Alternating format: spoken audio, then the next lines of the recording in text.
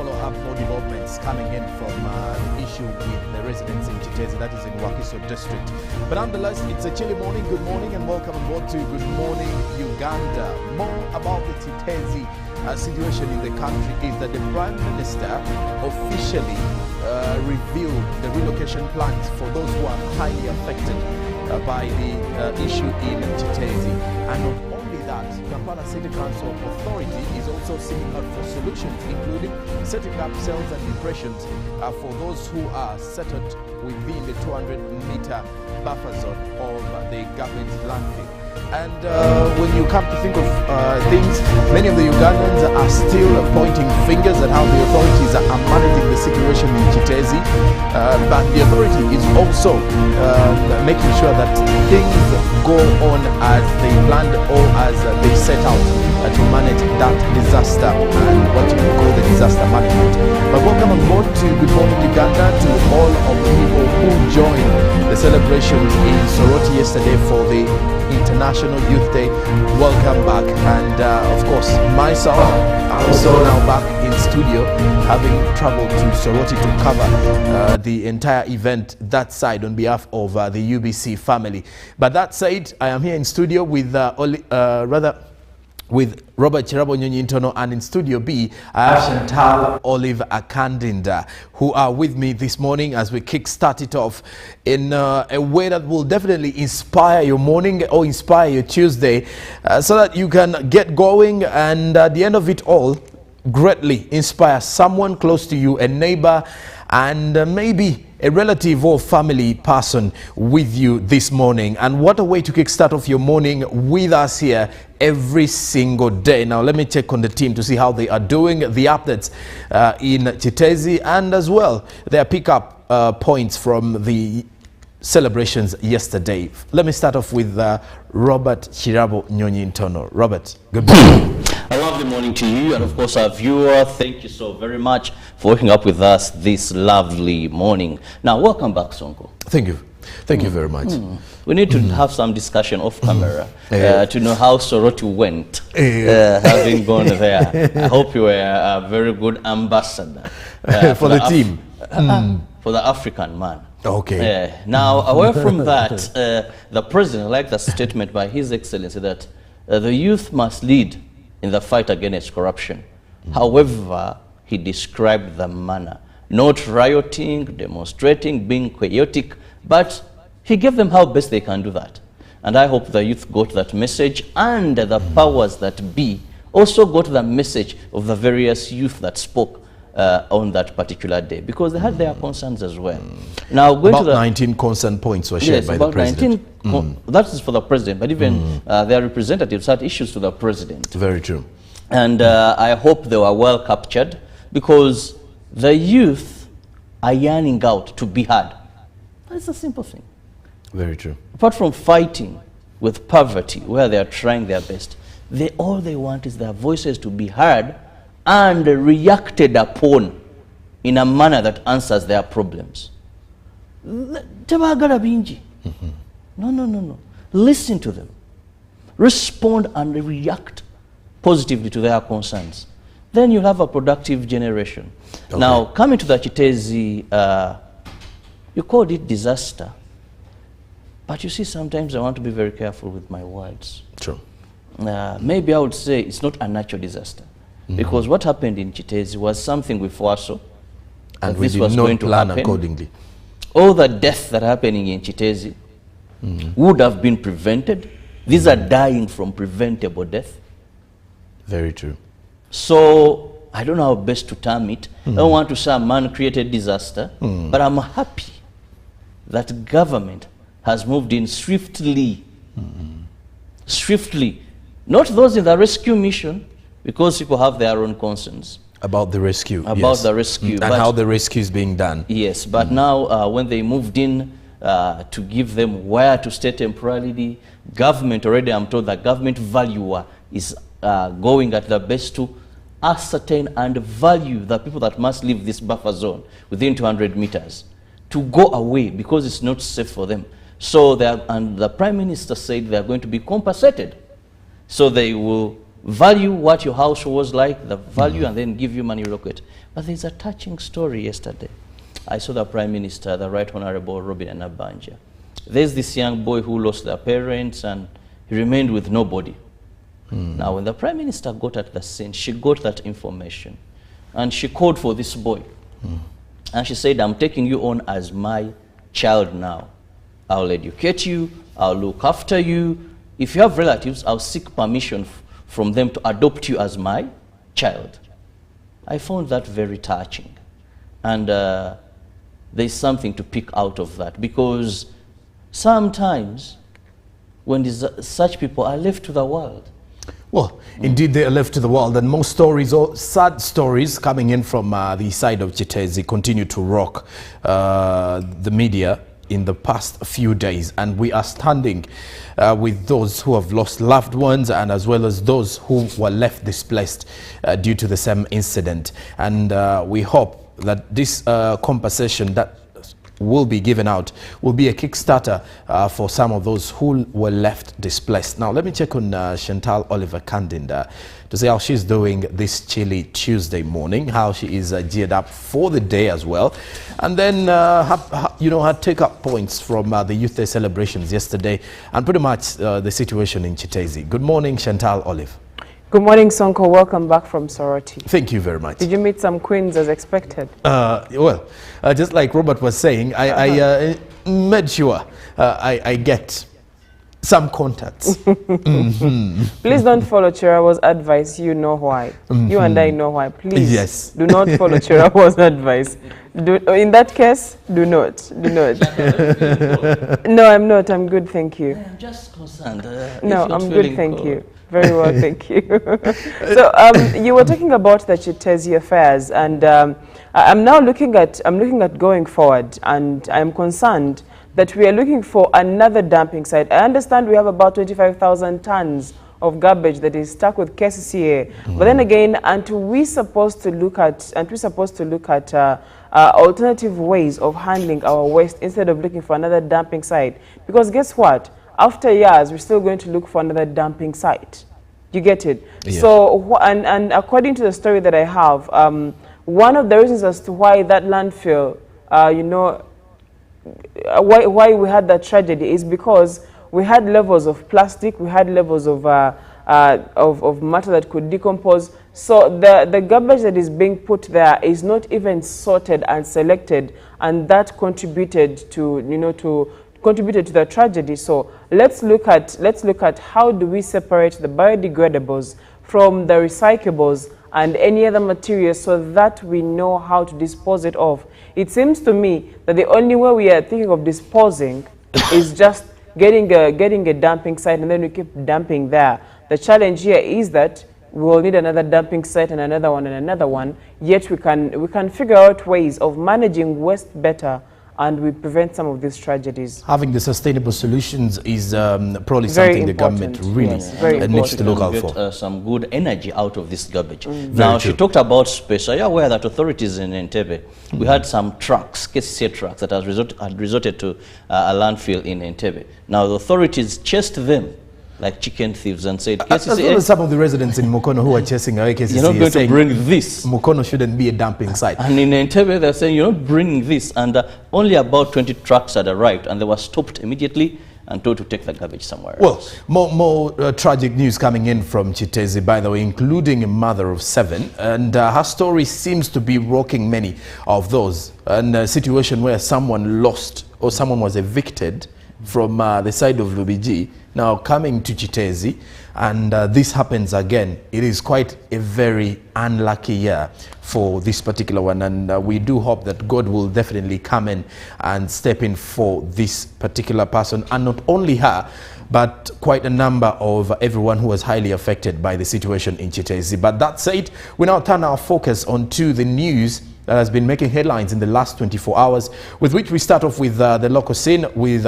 Robert Chirabo. Well, Chitezi dominated the news yesterday, and that is what we're going to be focusing on. Most of our stories are on that beginning, but it was also the Youth Day. So let's begin with the International Youth Day celebrations, where President Yoweri Kaguta Museveni called upon the youth to take on active role in combating corruption, emphasizing the need to do so in a fair and decent manner. He made these remarks during this year's International Youth Day celebrations held at Soroti Koa Primary Teacher Training College grounds in Soroti City, Eastern Uganda.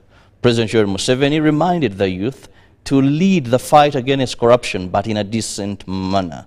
This year's International Youth Day celebrations was centered around the theme, skills development to enhance opportunities for the youth.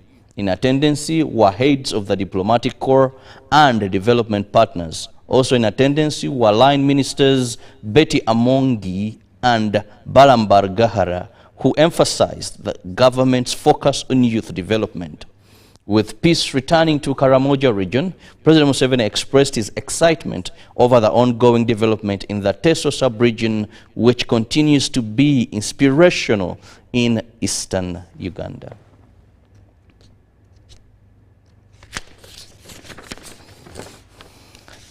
Now over to matters of Kitezi. Government has announced the relocation plan for all residents surrounding the Kitezi garbage dumping site upon the tragic incident of the landfill that claimed lives.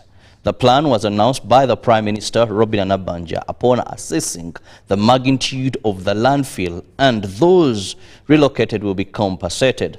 Government has committed to support families affected by the tragic incident of Kitezi landfill, which claimed several lives in Wakiso district. The Prime Minister, Robin Anabanja, was at Kitezi.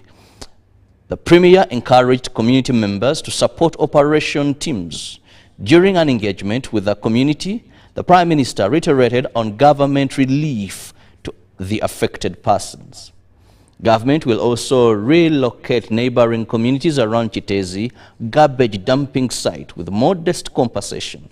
The government chief valuer is expected to embark on the exercise of valuing those persons expected to be relocated. Church of Uganda delegation under the leadership of Bishop Moses Banja of Namedembe Diocese and James Bukomeko of Mitiyana Diocese have camped in Kitezi for the rehabilitation mass. The efforts to retrieve more victims are still on, though they are challenged with rain. More equipment is being erected at the scene with different responsible teams.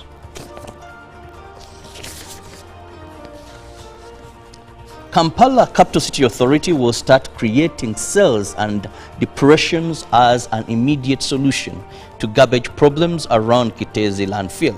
A KCCA engineer, Justus Akankwasa, addressed a meeting at Kitezi Community Police Station on plans to address the garbage dumps at the landfill. The Office of the Prime Minister, Kampala Capital City Authority, and Ministry for Kampala, local leaders of Kitezi and Kasangati met to find a solution that will save the people living around Kitezi landfill in the 200-meter buffer zone. Kampala Capital City Authority Executive Director Dorothy Kisaka said the congestion of houses around the landfill have encroached on the 200-meter buffer zone. The Lord Mayor Elias Lukwago said the garbage has formed a mountain range of about 40 acres of land and needs an immediate solution. Lukwago said what has delayed closure of Kitezi landfill is 26 billion shillings. Currently, 4.1 billion is spent every financial year. However, there is land at Memvu in Wakiso district where garbage can be dumped. Although they discussed an immediate solution like evacuating the people, KCA engineers told the meeting that stabilizing the area will require reducing the height of the garbage and terrace, and they must embark on this. The Prime Minister, Robin Abanja, advised that they dig deep depressions. The meetings resolved to have drainage engineers storm the site and start right away to create the cells.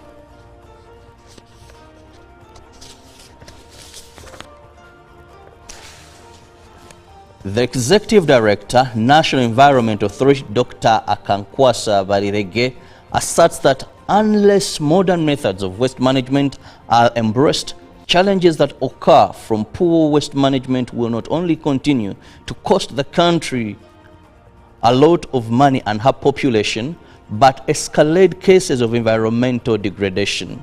His remarks follow the collapse of the Kitezi landfill that has so far cost over 20 lives and destroyed property worth millions.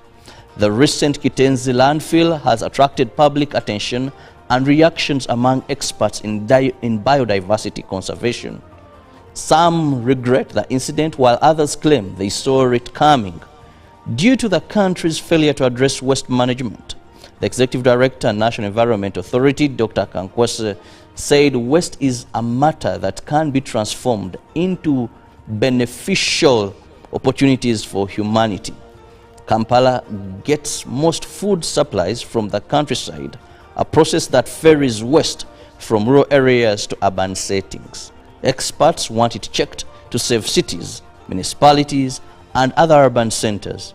All this was echoed at the landslide of events to mark the 8 years of Uganda Biodiversity Fund, a non-government organization that is known for mobilizing finances for biodiversity conservation in Uganda. These examined the process and progress made in as far as conservation of Uganda's natural resources is concerned.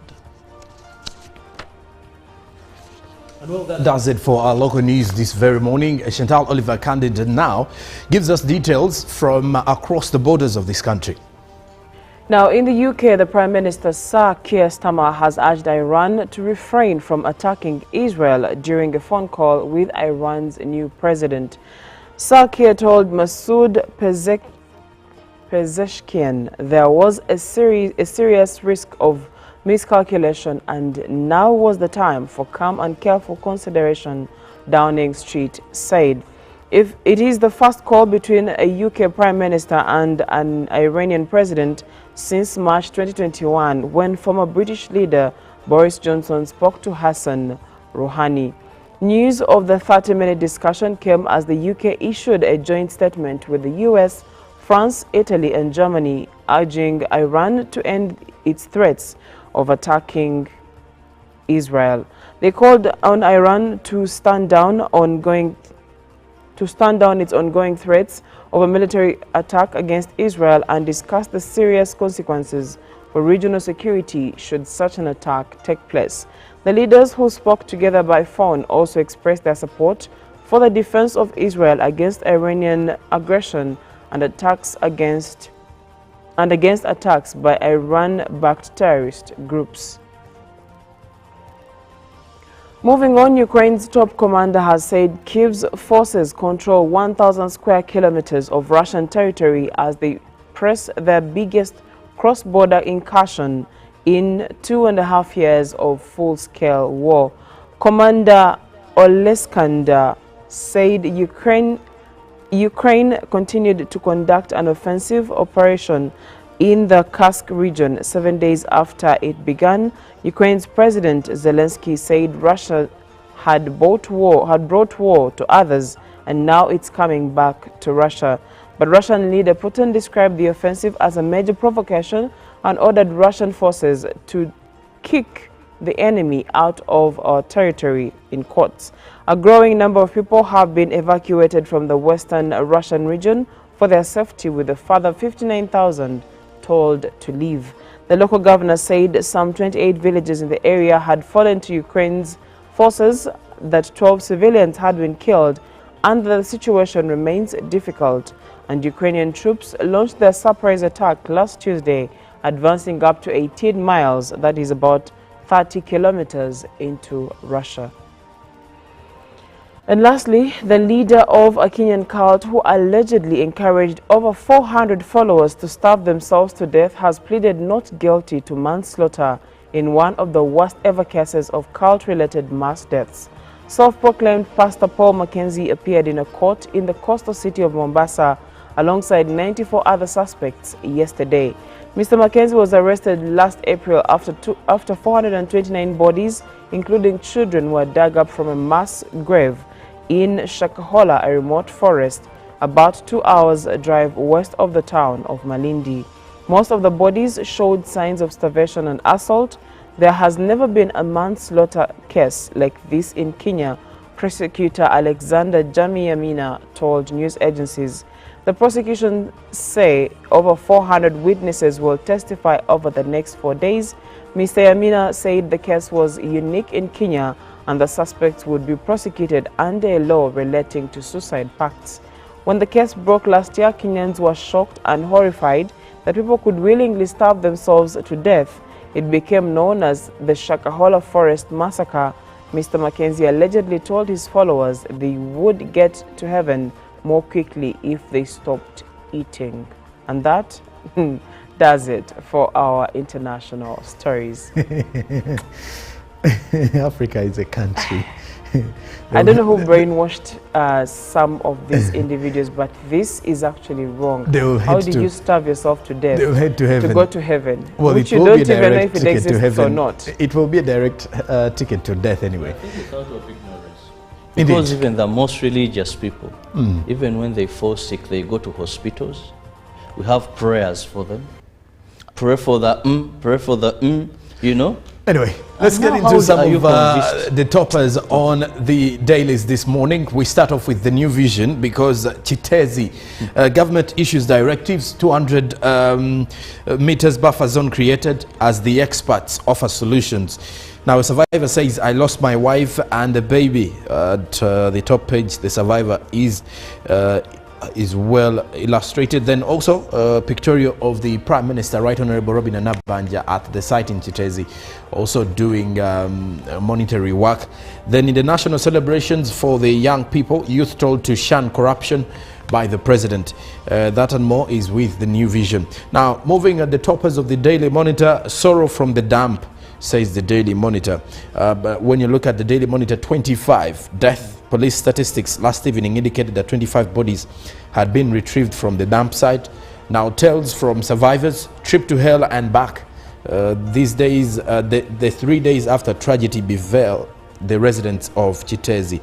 Then also, new crack sends chills down spines of the locals. You can also read about how will KCCA avert crisis in the future. Then also, elsewhere, government asked to pay attention to needs of the young people. That is also a report in the Daily Monitor. Then the other news, judge asked to hand over office for lack of appointment later. Then wake up and smell the coffee in value addition, minister says. The fall of Bangladesh's Iron Lady, Sheikh Hasina, on her broken promises, as government has been asked to pay attention to needs of the youth. That and more is with the Daily Monitor. Now, moving to the Daily Nation, scandal of Kenya's athletics talent. The scandal of Kenya's athletics talent drain. There's a pictorial of quite a number of Kenyans who were representing different states in the just concluded Olympic Games, and tell you what, many of those banged gold and other medals. And now, Livido caught up in 2.7 in a 27 billion Kenyan shillings Zambia military tender probe as Mbadi to reinstate parts of rejected tax bill. Then Anguko Nayo adds to our rich list of protest songs. Then police cut Kware murder charges from 42 to 6. That is with the Daily Nation. Now, lastly, the Citizen from Tanzania. What makes Tanzania an investment hotspot? Find out the details as the Citizen gives you a simple breakdown. There is a 31, the number of countries that South Africa best RMB examined in terms of investor appeal. And when it comes to the investor hotspot, Kenya comes first, Tanzania second, Rwanda third, Uganda comes in fourth in regards to the RMB, which markets itself as a leading African corporate and investment bank. Then gold side showdown as miners demand for compensation. Then why one network area is yet to ease East African community coal rates. Then Tanzania to mandate energy audits for large consumers. Then still at the toppers of the Citizen, political tension as Chadema and police trade blame. Then national news in the smart world, what you can know about the green skills that are crucial for a sustainable future for the people of Tanzania. Well, I mean, you can definitely look into one of those papers, whether online or by buying a physical paper, especially for the locals here in the country, to read more about those top stories at the start of it. Now, when we do return, we shall be having our newsreel conversation. Please do make sure to be part of it. But as we go again and try again, it is always important to try hard every other single day. Bringing us to our inspirational song coming in from Delta Godrem, Born to Try. Aren't we all born to try? Now let's give it a try this Tuesday. Good morning.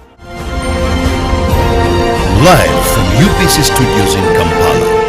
This They planned all as they set out to manage that disaster and what you would call the disaster management.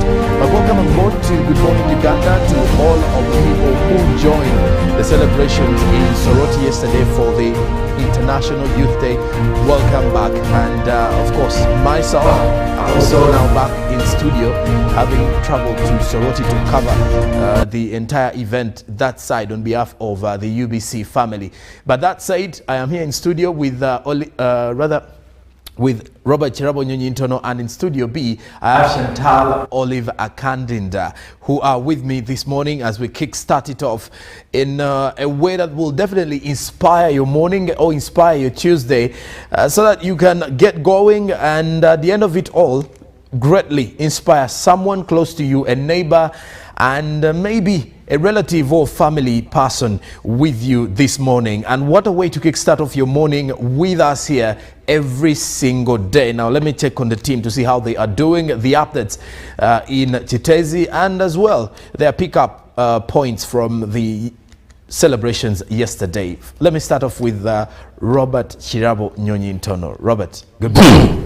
A lovely morning to you, and of course our viewer. Thank you so very much for waking up with us this lovely morning. Now, welcome back, Sonko. Thank you. Thank you very much.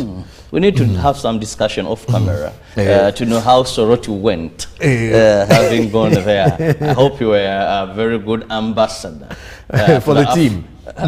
For the African man. Okay. Now, away from that, the president liked the statement by His Excellency that the youth must lead in the fight against corruption.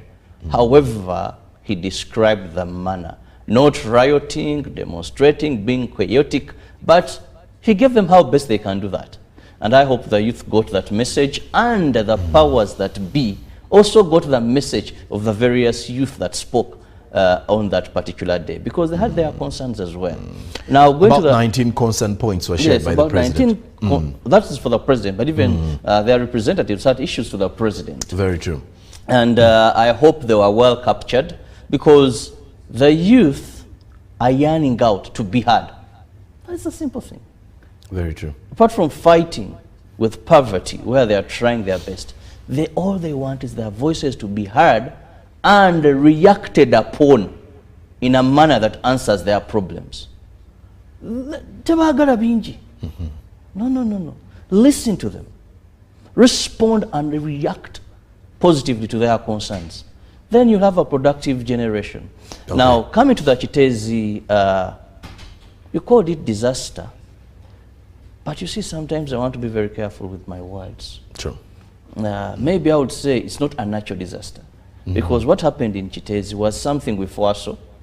And we did not plan accordingly. All the death that happening in Chitezi would have been prevented. These are dying from preventable death. Very true. So, I don't know how best to term it. I don't want to say a man-created disaster, but I'm happy that government has moved in swiftly. Swiftly. Not those in the rescue mission, because people have their own concerns. About the rescue. About the rescue. And how the rescue is being done. Yes, but now when they moved in to give them where to stay temporarily, government already, I'm told, the government valuer is going at the best to ascertain and value the people that must leave this buffer zone within 200 meters to go away, because it's not safe for them. So and the Prime Minister said they are going to be compensated. So they will value what your house was like, the value, and then give you money real quick. But there's a touching story yesterday. I saw the Prime Minister, the Right Honorable Robin Anabanja. There's this young boy who lost their parents and he remained with nobody. Now, when the Prime Minister got at the scene, she got that information and she called for this boy. And she said, I'm taking you on as my child now. I'll educate you, I'll look after you. If you have you can now get all the Chibuzi out with MTN voice bundles. Call all networks. Kubei Dondoro.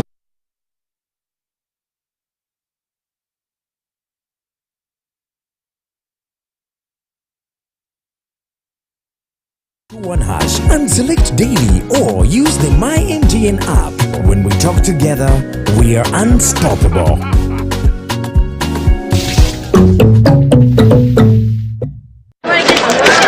Juku. Yo. Wachiko. Check the shopping man. What's your secret? Uganda wange. Haven't you heard of the parish development model PDM? Yes, I did, but I thought it was just a talk. No, Sewatia. It is real. I and a few friends together formed a circle, accessed money from the PDM, invested in a poultry project, and now things are moving. Juku.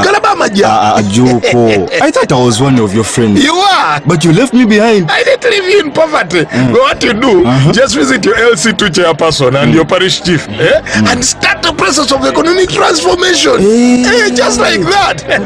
The parish development model is an initiative from the government of Uganda through the Ministry of Local Government designed to transform all lives of Ugandans for the better. PDM, my parish, my development, my life. Live from UPC Studios in Kampala, this is Good Morning Uganda.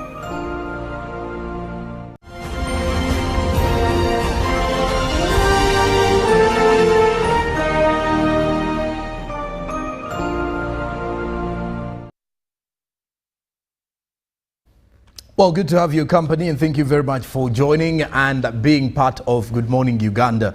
We're now off to our conversation for the newsreel this very morning. I have Robert Charabanyanyitono in studio with me and Chantal Oliver Kandinda, who is in Studio B, to a conversation that seems to be one to greatly ponder on or think about as a country. Now, there's a new development coming in from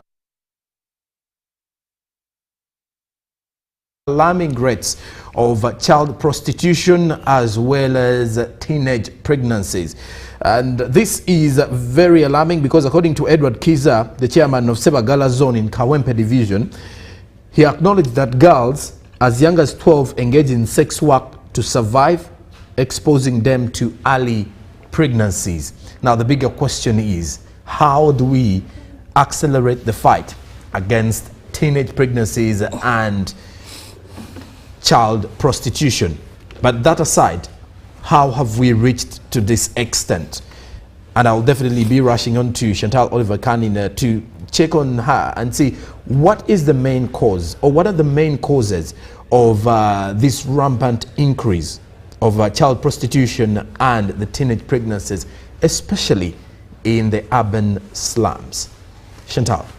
Well, thank you, Sonko. The first thing that we look at would be the usual poverty, and that is one of the leading causes of child prostitution. You know, some of these are homeless. Some of these are living in dire poverty. Some of these are school dropouts. Some of these have even no one to take care of them.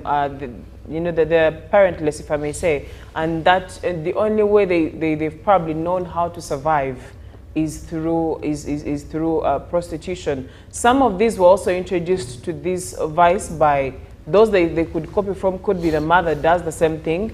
The other part that also leads to child prostitution is can I call it being violated, and mentally that leads some of these to thinking this is the only way, or this is the only thing they are good for, and that leads them to getting into child prostitution. But the first reason is for survival. They are looking for ways of having the next meal and probably to them that is the next best option available, and that is why we are seeing an increase in child prostitution from the age of about 12 going upwards. Well, and just to take you back to what the president said yesterday to the youth in Soroti, he further urged them not to engage in any sexual affairs before they turn 18. Because he said when you look at the body of a young child or the body of a young female below the age of 18, at times these bones are not ready to carry a baby. And it's something that is so common away from the city. But surprisingly, when you look at some of the numbers that are also being revealed within the urban slums, especially rotating around the poverty levels within those areas, it is something that is also now concerning in the city or in the city suburbs here in Kampala and the neighboring areas. Now, let me get on to Chirabo. Chirabo, when you look at some of the main causes that Chantal Oliver's shared this morning in regards to the reasons or the main causes of having these young girls engaging in sexual work as early as 12, and then others getting pregnant in the due course, why do you think we're in this situation? Because we may look at the main causes, but have we just failed to keep the girl child in school per se, or there are other underlying cases that we really need to look at as a country? Well, Chantal has given us the valid reasons, and 100% she's true, and those are the reasons. But there is a talk as a nation that we're avoiding to discuss. And let's be very honest, we have a moral problem in this country. There's so much moral decadence in this country. Whoever is supposed to lead this is someone I haven't yet discovered, because we would think the religious leaders. But even some religious leaders, some have also participated in severe or aggravated actions of moral decadence. So, unless we go back, this may seem light, but it's the genesis. Because Sonko, most of the times when we talk about prostitution, when we talk about young girls, we exclude the man. Who is buying this 12-year-old? Is it a 12-year boy? No, it is a Chirabo, it is a Sonko. You see, prostitution to survive, no business survives if it doesn't have the clients. If the illegal service being offered by these young girls, because they are not giving out their bodies to fellow women. No, when you go to Kawempe, when you go to places like Chikubamutwe, when you go to places like Chikoni, down there, all these slums, when you go there, it is the mature men that have something to offer these young girls. Now, by the time a man undresses for a 12-year-old, and when we take these people for mental checkup, they are seen normal, but morally they are sick. So unless we address the moral challenge of this country, things that people would be ashamed of those days, I think they are no longer ashamed of. Today a person enters a breath hole. You know these places where prostitutes sell themselves? There's one very prominent around Busega there. It's very prominent. It even has pages and all that. But you will get surprised. The fact that what used to be shameful, today a person will tell you, no nyakatobwe buzamo musai. But a man speaking is clocking 60. He's talking about granddaughters that he wants to spice up to give him that joy. So there is a very big challenge with our morals. Do you want to tell me that all girls under 12 years in these areas are all in prostitution? We've seen some moving around eggs, you know, vending eggs, others doing all sorts of kind of work. Poverty is an issue we must believe, and no doubt about that. But if we don't answer the moral question, how do we go back and concentrate on building the moral fabric of this country? Well, some of the figures here, according to the rates coming in from the Ministry of Health, reveal that as of 2023, the rate of teenage pregnancies in Uganda was at 24%, And the government is aiming at reducing this percentage to about 15% in the next 5 years. Now, efforts are geared towards that. Now, of course, this include enabling policies and frameworks, increased advocacy for adolescent health, and collaborative partnership, because you get to realize that this is a very big issue. But when it comes to, you know, opening up room for adolescent health conversations, are we ready there? Is it something we are to leave to the young, let's say to the government, to the schools, or parents need to be highly involved? One thing I've learned over time is you can only give what you have. Now, when we talk about opening up, first, do we have the people to do so? Are they empowered with the right information? When we go to family, one of the units and the most important units of any country is the family. Now, the family fiber has been highly broken. Now, that includes, of course, the world has changed. Modernity has come in. We no longer live as communities. Modernity has come in. Someone works very far. They don't stay with their families and all that. But still, because we've lost our morals, people no longer value family and what used to be very important. Because family, child raising was the most important thing. Okay. How you raise a child, how the community, how the aunties, the uncles, these young ones were seen as the next generation. So we had to protect them. You couldn't go around, sleep with a girl of 12 years, then pay. We had to protect them. We had to ensure that we give them the right information of the future. Now that is where the bit of this education used to come in. That Auntie Chantal would not only prepare for marriage, but also talk of the dangers. The cultural leaders had certain punishments they would give. Some would even threaten people, you know.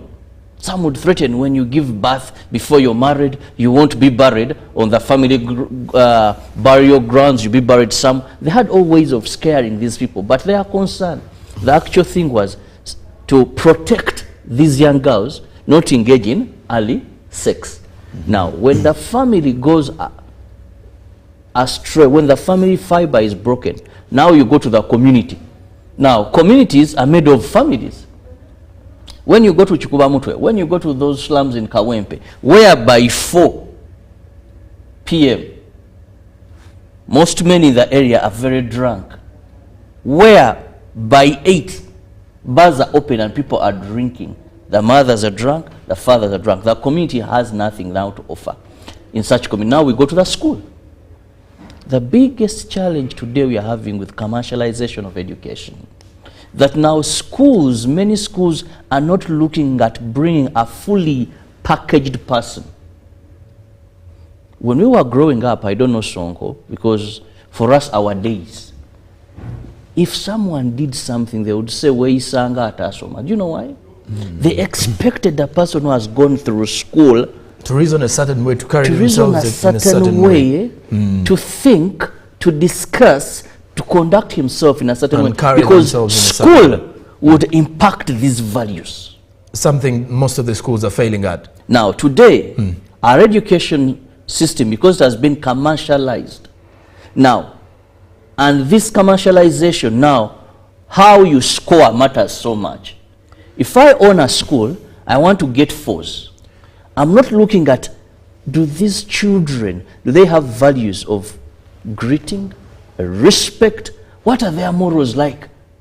You find a school, obscenity, you know? It is okay. When I was in school, we had issues like, you don't step on the green grass. Just grass. Today I see KCA plant grass all over. And you see a man very smart like I am, moving through the grass. VIPs park their double cabins, their patrols and all that, on grass planted to beautify the city. So there are certain things that now school, we can no longer run to school to help us in bring a fully packaged person. Let me get to Chantal real fast here. Chantal, when you look at some of the statistics here, they are revealing about, from the International Labour Organization, that 70% of child prostitutes in Uganda are aged 14 to 17. Now, 21% are aged 10 to 13. Now, also, when you look at the child prostitution, it is most prevalent in urban areas. That is Kampala coming in first, Entebbe second, and Mbale third. Now, are we aiding sex predators or pedophiles in society, and we are just afraid to address this particular issue, or is it simply because of money and manipulation issue here? All factors can be considered. I was reading a report by the UNFPA, and this report says we have about an estimated 18,000 children that are involved in child prostitution, and this is both boys and girls, for the biggest percentage of these being girls. And in this conversation, or in this report, it goes further to say that some of the biggest reasons as to why we have this happening. One, we are looking at poverty, like I earlier on mentioned, but also lack of opportunities for these kids to be able to do something else. For example, if I may not be able to go to school, how am I going to earn a living? And when you look at the cases of when you try to interview these children and understand why they are doing prostitution, according to the correspondents that were there for this report, it is believed that these children are the ones who are fending for their families. So this girl was asked, what makes you do this? And she said, if my mother calls me and she's sick or she's about to sleep hungry, the next best option I am seeing on the table is going for prostitution for me to earn a little that I can send to my mother. So we are looking at lack of opportunities for these kids, but also to talk about not being in school. I believe not being in school is one of the leading causes as well, because if a child is in school, they are more protected than when they are out there and they have to fend for themselves, and they have to think for themselves, or even help the family. Sonko, you have been on the streets and seen these kids selling bananas, for example, or the ones who are vending, especially in the evening, they're vending maize, they're vending eggs. And what happens on a day when this child does not know, does not sell? Also, you talked about the pedophiles. This is how it starts for some of them. Okay. This man walks up to this girl, or even boy, and says, listen, you're going to do this for me. I'm going to pay you this much. It is worth more than the maize you're selling. This kid is having like a small basin of about how many pieces of maize or combs of maize. It could be, let's say, 10, 15. And the person says, how much is it supposed to be? Oh, okay, it's supposed to be 10,000. Fine, I'm giving you 20,000, 30,000 if you do this. You see how this child is being initiated into child prostitution? Because one, they were exposed to environments of making money, yet they were supposed to be in school. Wow. Then also, this person, you talked about manipulation, this is how they are manipulated into starting. Then some of them get it from their parents. If the mother conceived on duty, if I may say, and the next thing the child sees the mother every evening dressing up to go, before you know it, that child will be doing the same things. Because guess what? There are days when the mother will not work. The child would have to step in. There are days when the mother will not bring enough. Or this child will feel like, but I think mommy is making money in this business. Let me try it. And that is how the cycle continues from one parent to the child, and then to the child of the child. And the cycle continues.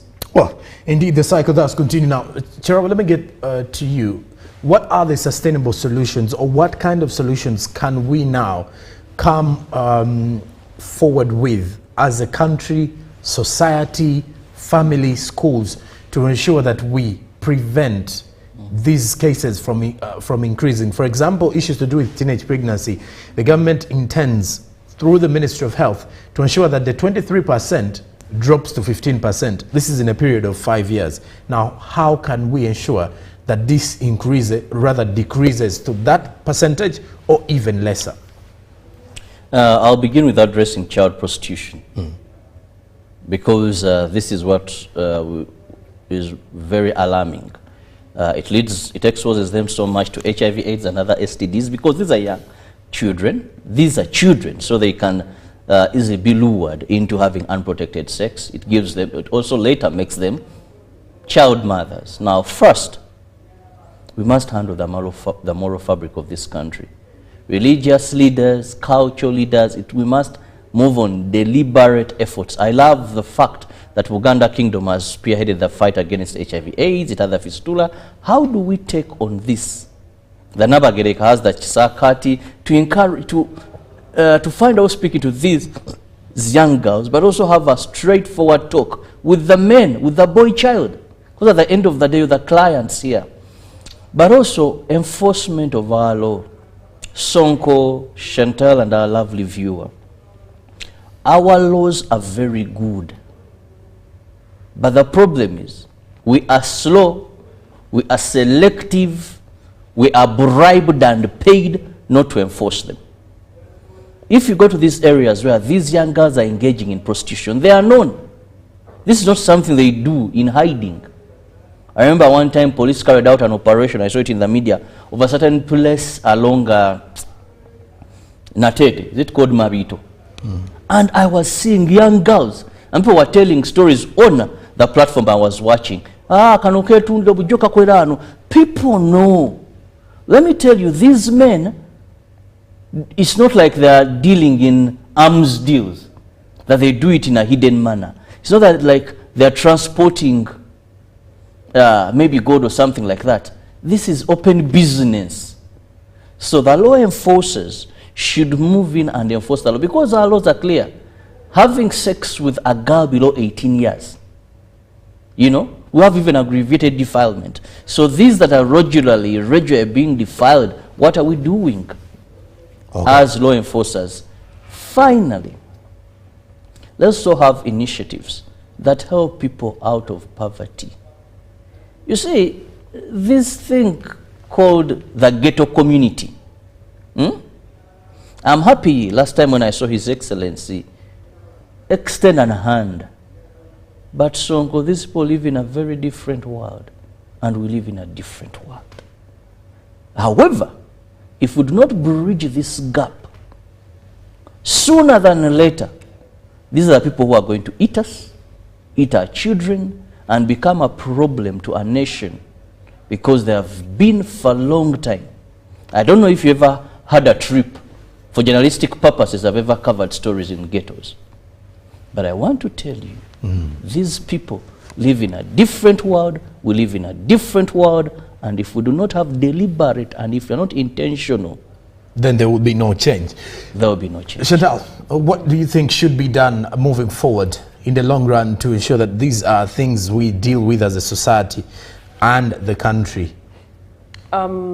First, I would love to urge anyone that buys these people, the boys and the girls, please stop.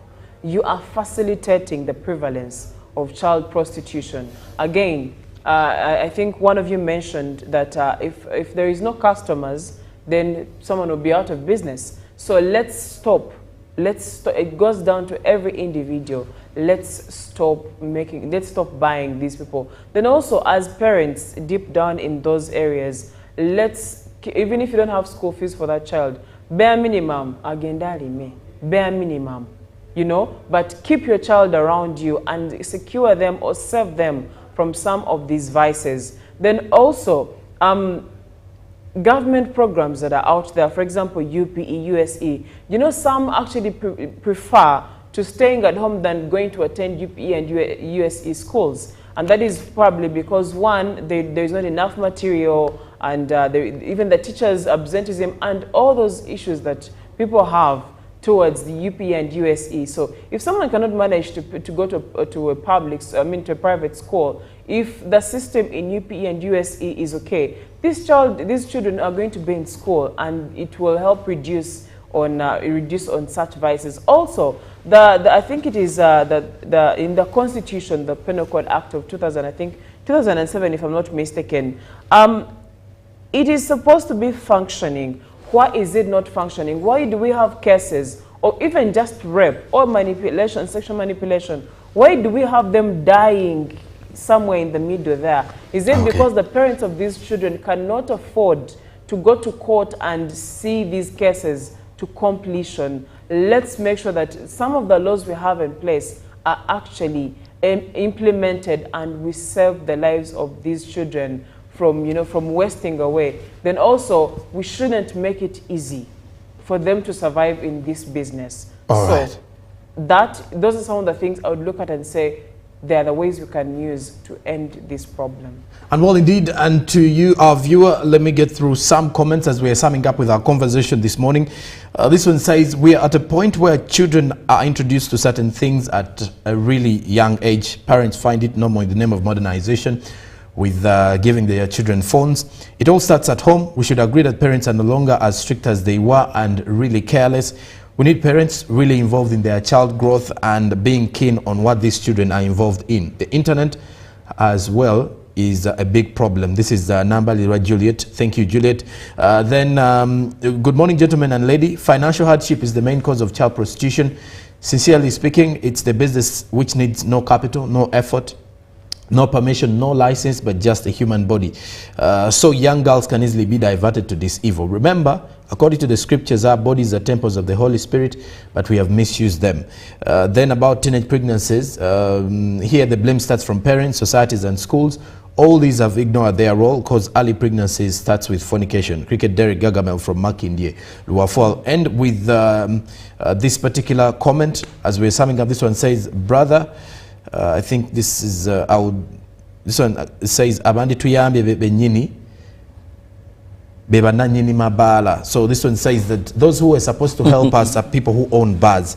Then the same people are the ones that have commercial private schools, and they also run the education. They are mainly running within the education sector. So they are the people who are supposed to be helping us, saying that the people in the education ministry, people who are running commercial schools or that have private schools, as well as those owning bars, should be at the forefront of putting an end to this, because it seems they have some control in one way or the other. Now, to all of you who have shared your opinions, that will do it for our conversation this morning, though the conversation does continue online. And that is it for our newsreel this morning. Coming up is Irene Allen Namisango with the GMU Tourism Express. Good morning.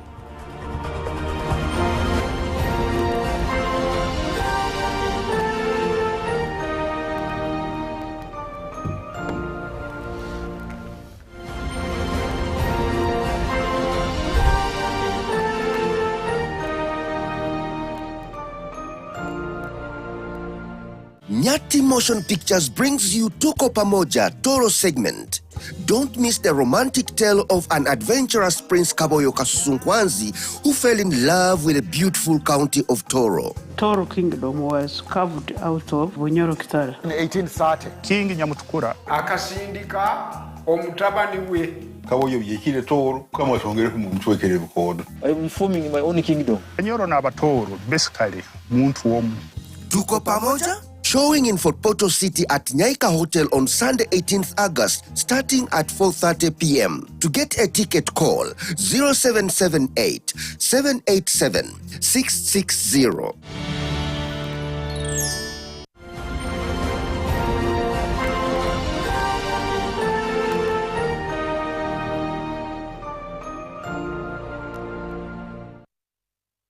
Lake Victoria, Africa's biggest freshwater body lake, is dotted with so many islands.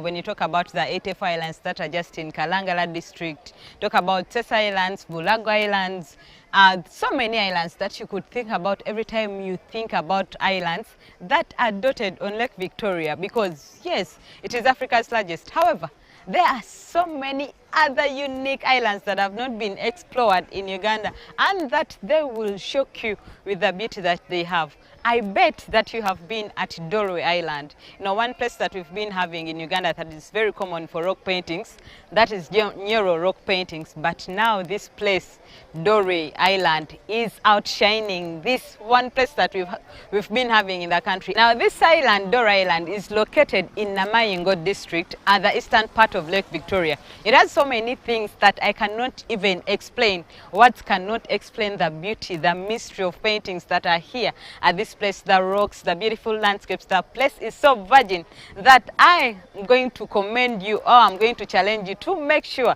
that you visit this place. But before, let's go around and you see what is happening at this place. My name is Discharge Gabriel. My conservator at Lolwe or Dolwe Rock Art Site, we call it Heritage Site. The word Lolwe came from the founder, who is Rabango, that sent his team to come and look for a new land, place to stay. It came from the word Okulolwa, like his team and the sons came here and they went back and then told him about how the travel was and the visit of the island. This island has a lot of historical features. To start with, we have rock gongs, we have rock depressions, there are rock paintings on this island, and all these things are natural. Things that trace back from 20,000 years ago. Now that is something you don't want to miss out. We have a lot of amazing things on the island that I would wish people to come and see. We have a number of paintings. We have them at Gorofa, Abukangawa Singla, and other places. We do hiking here. You can come and hike the rocks. We have the engravings, the games, actually the rocks that are engraved in the ancient games. We have the board games, we call them Omweso. We have the caves, rock shelter, where our ancestors used to stay.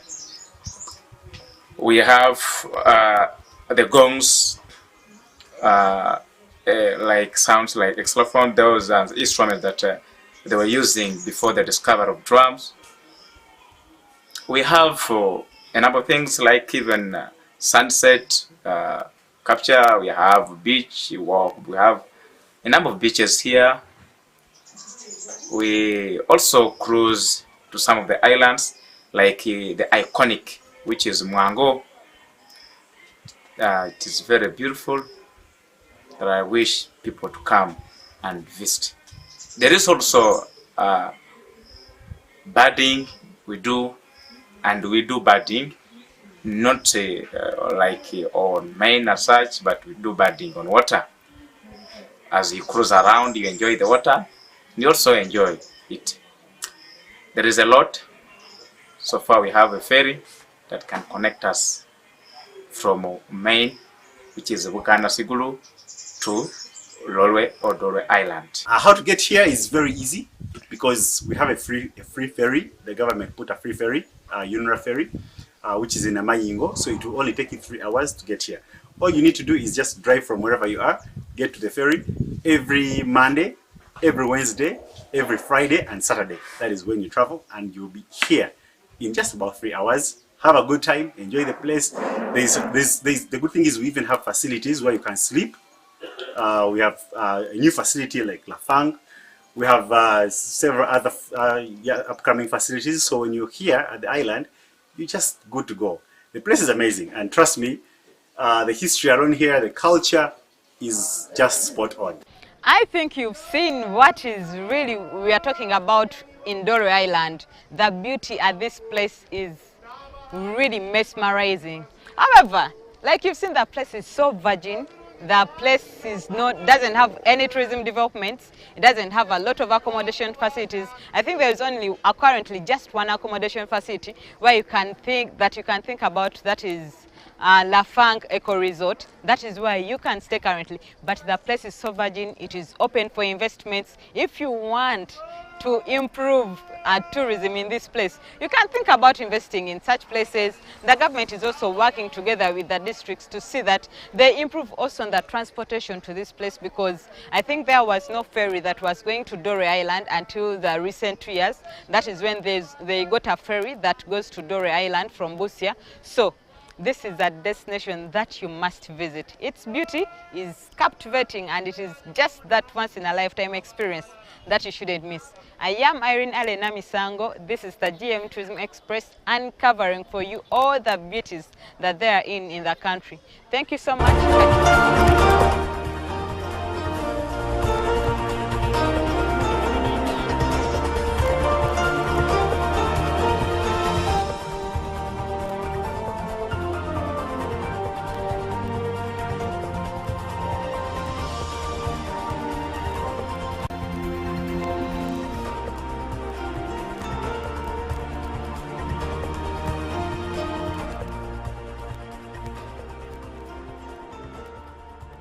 Well, welcome to Good Morning Business Outlets, this particular one on Tuesday. Now, today's outlet is quite a different one.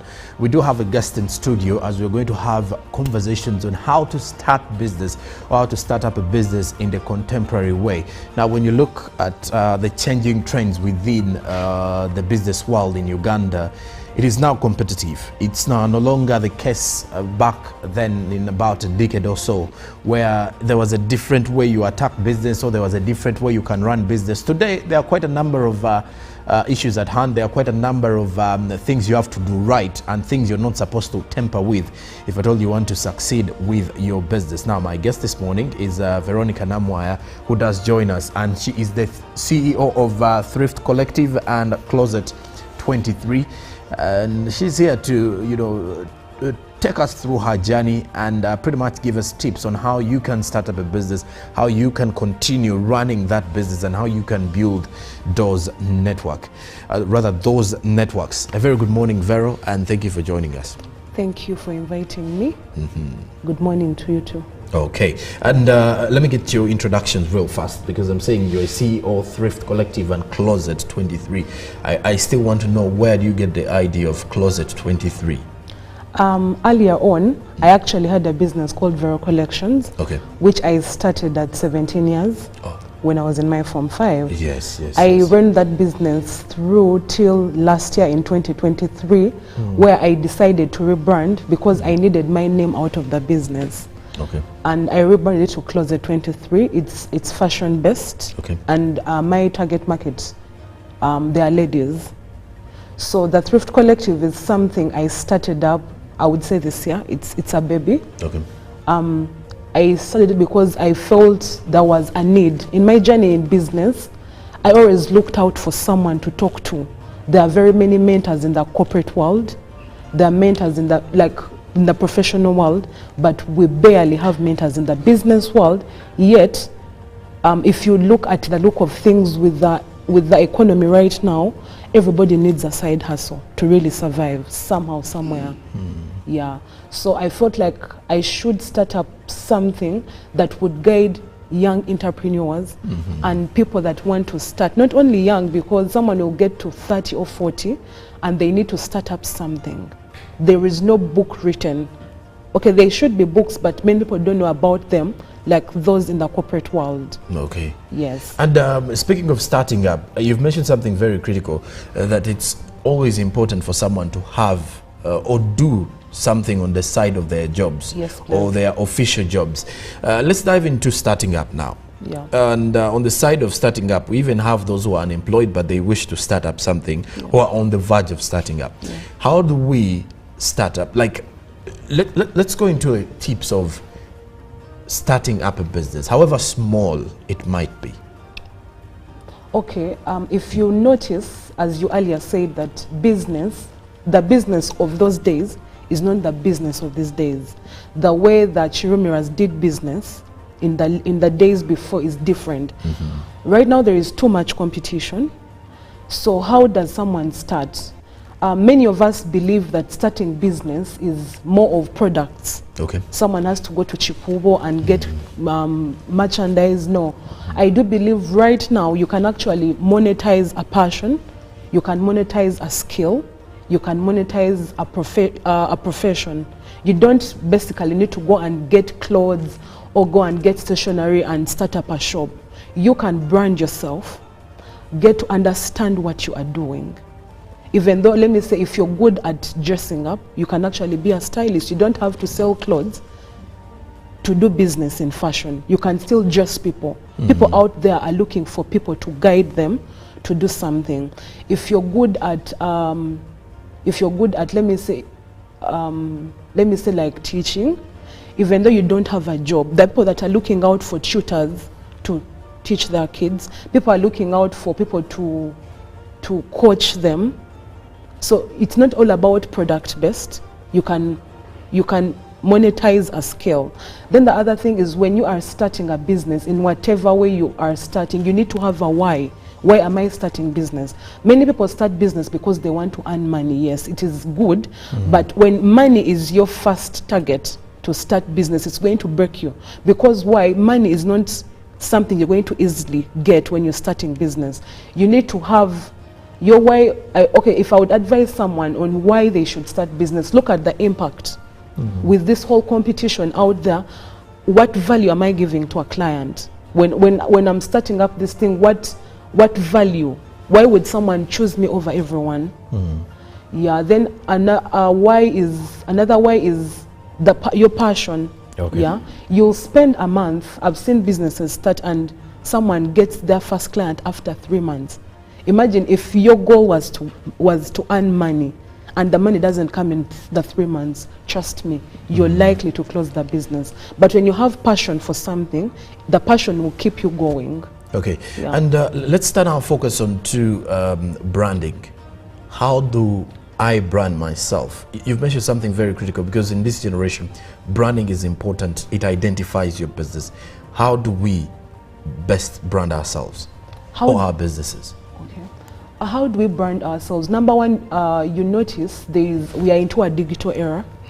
You need to have, I believe you need to do like a photo shoot. Know what you're going to be doing. You need to know what you're doing. If you're going to be doing marketing, what marketing are you going to do? Have a specific thing, your niche that you're good at. Go have a photo shoot, have those flyers moving out there, have social media handles, and enter places that speak to your brand. If you're going to be doing marketing, you shouldn't be in areas that have marketing is quite broad. Let me say like fashion. Okay. You shouldn't be in areas that have engineers. Yeah. Okay. If you're in the wrong space. Yes, you should be in places that speak to that speak your language. Because when you're in an area of people that speak your language, you'll find your purpose there, because they need you in that space. Okay, yes. And they can easily relate. But along the way of entrepreneurship, there are always shortfalls, and there are always difficulties to start, to stay in business.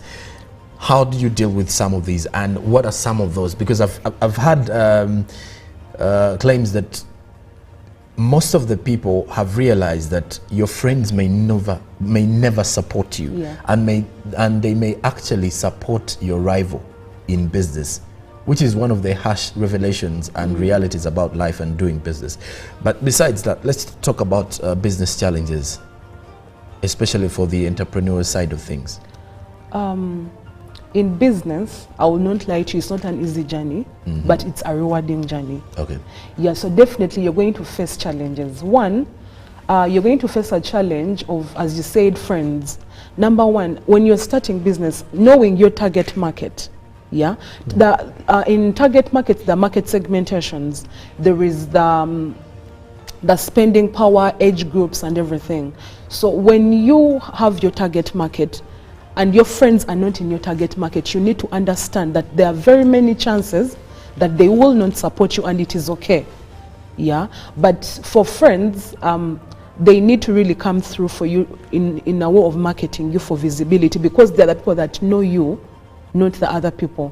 So how do you go through these challenges? One, you have to have passion, because trust me, I'm not going to lie to you, there are very many challenges. When you have passion and have a why you started the business, you'll keep pushing. Okay. Yeah. And well, looking forward to getting to understand fully about your future projects. But that aside, as an entrepreneur, is there something you're working on that is going to see you network with quite a number of people? And what can that be? Currently, at the beginning, I introduced about the Closet 23. Right now, I have the Thrift Collective. Okay. It's a service-based business that guides entrepreneurs, business people, and anyone out there that wants to start up a business. Yeah, so I'm organizing a business breakfast. Okay. It will be on the 31st of August. The fee is 30,000. It's going to be a networking event, and I'll be sharing my journey. My journey in business that I started at 17. It's now 8 years. Okay. I saw myself through campus while working. I was, COVID came, we're still in business. As many businesses were closing, we were gaining ground. Okay. Yeah, I'll also be sharing on how to start business the modern way.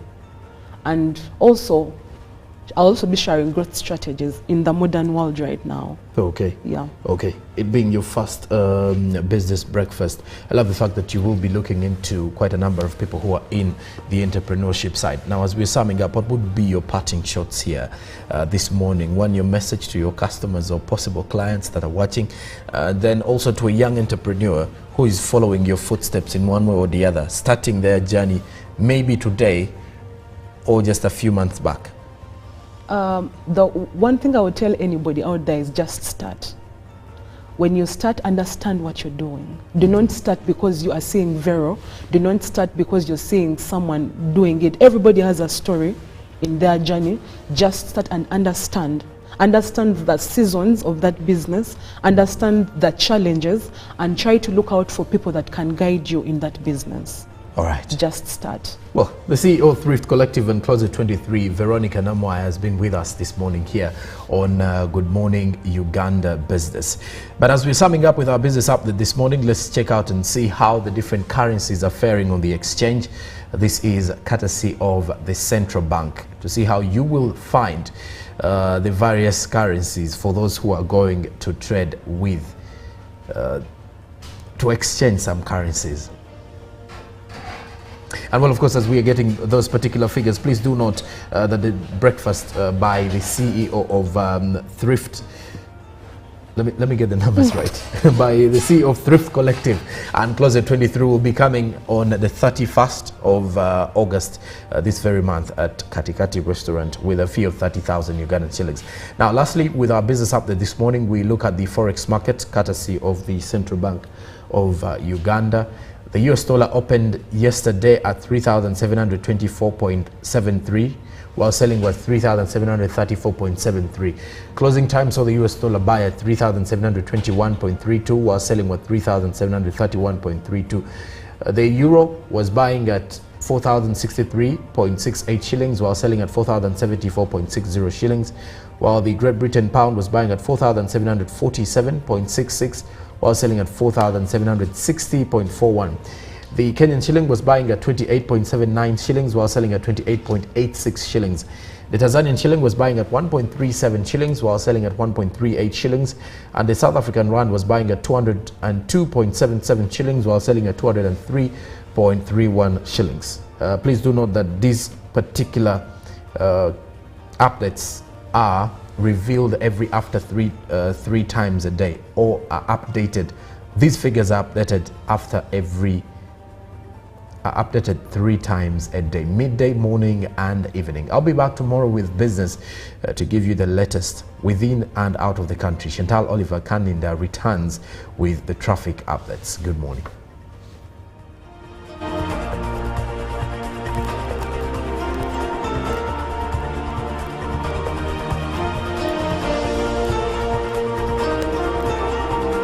Live from UPC Studios in Kampala, this is Good Morning Uganda. Nyati Motion Pictures brings you Tuko Pamoja Toro segment. Don't miss the romantic tale of an adventurous Prince Kaboyo Kasusunkwanzi who fell in love with the beautiful county of Toro. Toro Kingdom was carved out of Bunyoro Kitara. In 1830, King Nyamutukura akasindika omutabani we Kaboyo yekire Toro kama shongere kumumchwekere bukodo. I'm forming my own kingdom. Nyoro na Batoro basically muntu womu. Tuko Pamoja? Showing in Fort Portal City at Nyaika Hotel on Sunday 18th August starting at 4:30 p.m. To get a ticket, call 0778 787 660.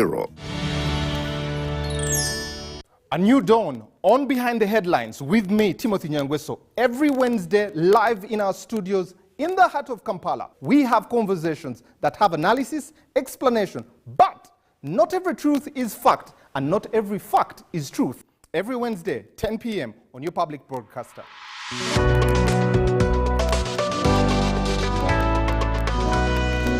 on your public broadcaster, UBC, inspiring Uganda. Juko. Yo. Hawachikuwa. Check the shopping, man. What's your secret? Uganda. Live from UPC Studios in Kampala, this is Good Morning Uganda.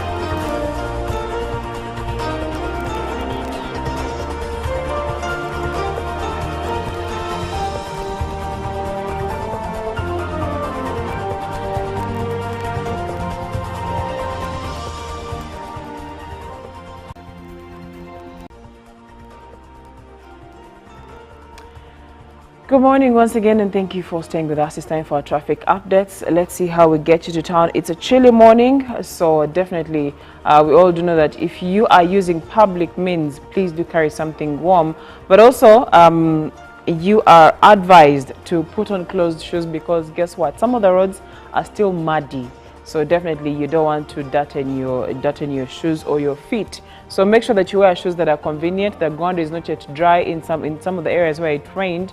So please do bear that in mind. Now, let's see how we are faring. Right now, I am at the Kampala Clock Tower and I'm trying to see how traffic is faring. If you are joining the Kampala Clock Tower, that very roundabout, and you are from the Queensway side, there is a bit of traffic, slow movement, and lots of traffic as you're approaching this very clock tower, as you can see. But before that, further before, the Queensway side is okay for you to use.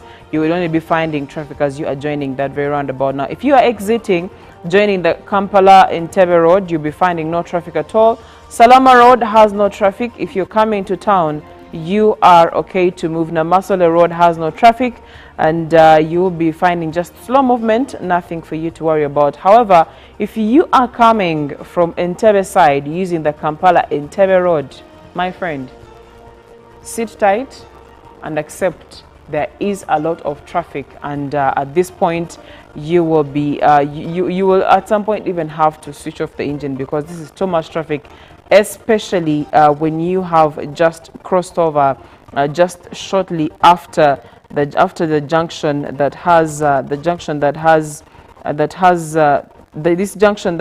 Meds, I think Meds fashion store, or after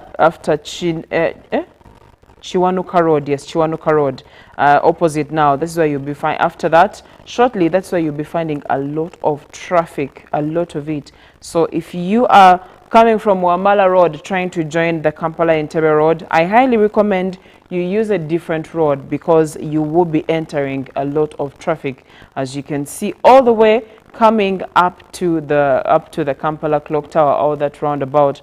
Now, if you're trying to join Masaka Road from that roundabout, you'll be finding a lot of traffic, and I highly recommend you use a different route. But as you can see, you are headed for some slow movement if you are using Mobutu Road, but all that is safe for you to use, especially if you're trying to connect to Namasole Road. There is no traffic at all. You are safe to move. Juko Road has no traffic, as you can see, and like I earlier on mentioned, Queensway is only mad with some traffic only if you are joining the Kampala Clock Tower. But after that, there is no traffic for you to worry about. You'll be okay to move, except of course slow movement right there if you are exiting what we call the Clock Tower Police. Now, this Clock Tower is the one that is still under construction, the wider one that has in Sambia Road. That also, it's actually the Kampala flyover side. Now, the Kampala flyover side has Entebbe Road, has Queensway, has Nsambia Road. You will be finding slow movement, and of course, because it is still not yet fully complete, you'll be finding traffic in the middle there because there's a lot of people who are indisciplined, who are trying to cross. But Nsambia Road has no traffic, as you can see. The Kampala flyover side has no traffic, as you can tell, and you'll be finding just a bit of slow movement and hold-ups as you are still on Nsambia Road but trying to join Mukwano Road. That is why you'll be finding some traffic for you who's using Nsambia Road. If you are joining Entebbe Road, you'll be finding slow movement, but nothing much for you to worry about, just slow movement. Otherwise, you are okay to move now. Kafume Mukasa Road has a slow movement, and this stretches for quite a long stretch. Then Mengo Hill Road has a bit of traffic and slow movement, but then later on there is no traffic. As you proceed further into Mengo, you'll be finding no traffic in there. Liberi Ring Road, you'll be finding no traffic at all except for slow movement, especially at the junction that takes you to Motebi Road and proceeds slightly ahead, but there is no traffic in there for you to be concerned about. You are okay to move. Kayemba Road also has no traffic.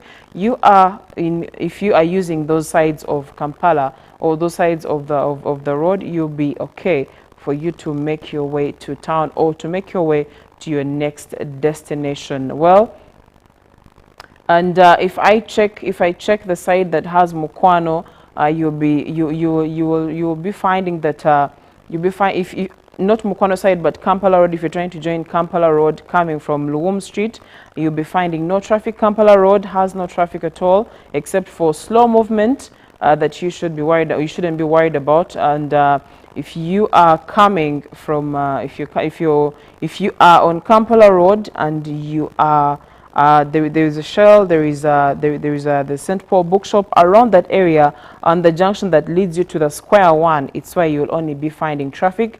Johnson Street has no traffic. Wilson Road has no traffic at all except for slow movement, and Button Street also has no traffic. Market Street, no traffic. And Benchiwanuka again has no traffic, as you can see. And Duster Street has bits and pieces of traffic in the middle there, but nothing for you to worry about. And well, that is how we are faring in terms of traffic as you are making your way to the different destinations. Stay tuned. Coming up is Good Morning Uganda agenda.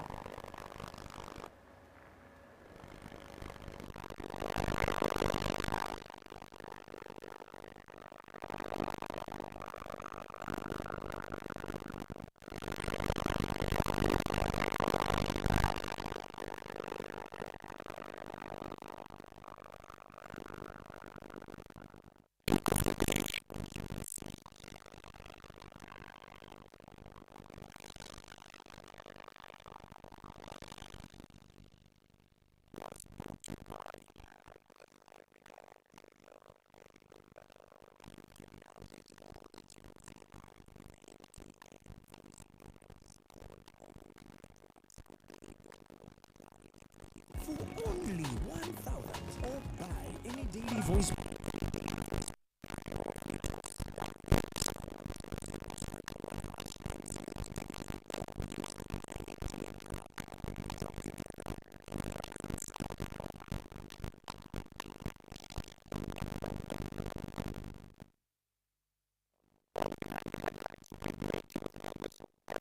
Studios in the heart of Kampala, we have conversations that have analysis, explanations, but not every truth is fact, and not every fact is truth.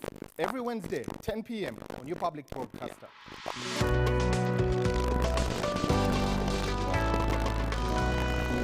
on your public broadcaster. Bring Uganda. Juko. Yo. What you check the shopping man. What's your secret? Magana, haven't you heard of the Parish Development Model PDM? Yes, I did. It's just a talk. I know.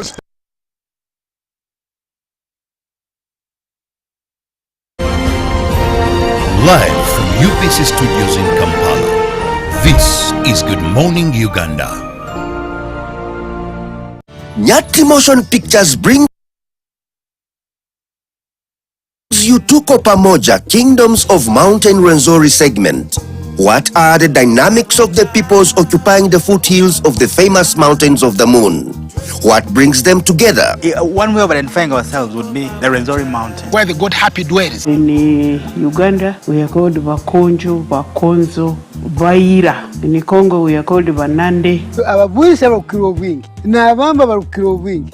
The Basongora community is a very old community here, Western Uganda and Eastern Congo. So both Kasese, Toro were part of Bunyoro Kitara Kingdom. We are similar people. We are one. Use that word, Pamoja. It will be showing in Nibundubugyo at Anders Hotel on Friday 16th August and Kasese at Uhuru Plus Hotel on Saturday 17th August 2024, starting at 4:30 p.m. To get a ticket, call 0778 787 660. Tuko Pamoja? Juko. Yo. What you check the shopping man. What's your secret? Magana, haven't you heard of the Parish Development Model PDM? Yes, I did, but I thought it was just a talk. I know, it is real. I and a few friends together formed a circle, accessed money from the PDM, invested in a portrait project, and now things are moving. Juko, I thought I was one of your friends. You are, but you left me behind. I didn't leave you in poverty. What you do, just visit your LC2 chairperson and your parish chief, and start the process of economic transformation. Just like that. The parish development model is an initiative from the government of Uganda through the Ministry of Local Government, designed to transform all lives of Ugandans for the better. PDM, my parish, my development, my life. Pick of the day on UBC.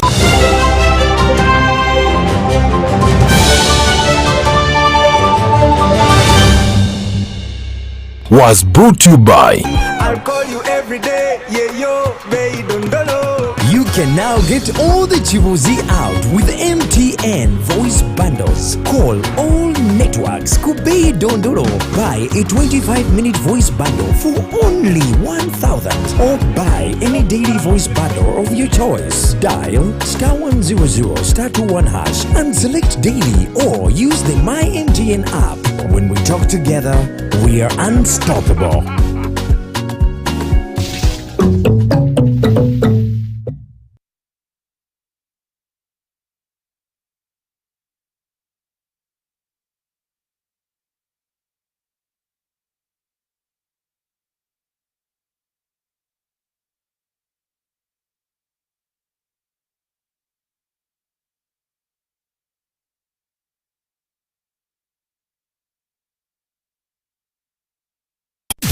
.3 Kampala, 96.9 Mbale, 95.7 Jinja, 98.6 Soroti. You are all covered. UBC Mtego. Yikwa dola winikune. Asoka mulio. Atekeri naite saibija sensi. Mama sana mulibana. UBC Mtego.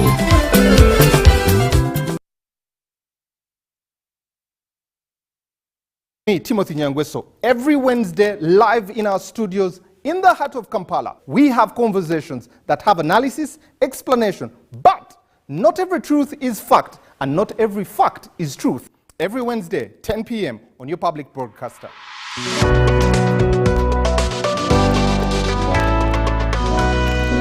on your public broadcaster. UBC, inspiring Uganda. Juko. Yo. Check the shopping, man. What's your secret? Haven't you heard of the parish development model, PDM? Yes, I did, but I thought it was just a talk. No, Sebatia. It is real. I and a few friends together formed a circle, accessed money from the PDM, invested in a poultry project, and now things are moving. Joko. I thought I was one of your friends. You are. But you left me behind. I didn't leave you in poverty. What you do, just visit your LC2 chairperson and your parish chief, and start the process of economic transformation. Just like that. The parish development model is an initiative from the government of Uganda through the Ministry of Local Government, designed to transform all lives of Ugandans for the better. PDM, my parish, my development, my life. Live from UBC Studios in Kampala, this is Good Morning Uganda.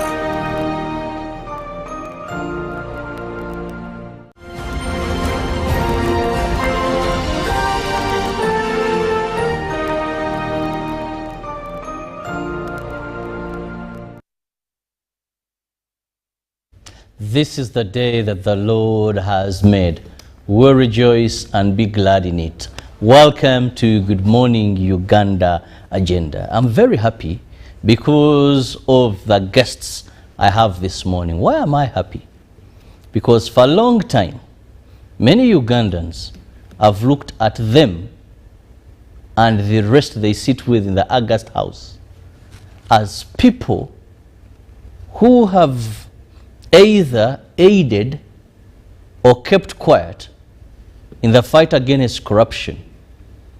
I have two members of parliament from the Parliamentary Forum on Ethics and Integrity this morning, and we are going to be discussing matters of fighting corruption, among which we shall also look at Honorable Theodosius Tsechikobo's motion of having the 4 commissioners of parliament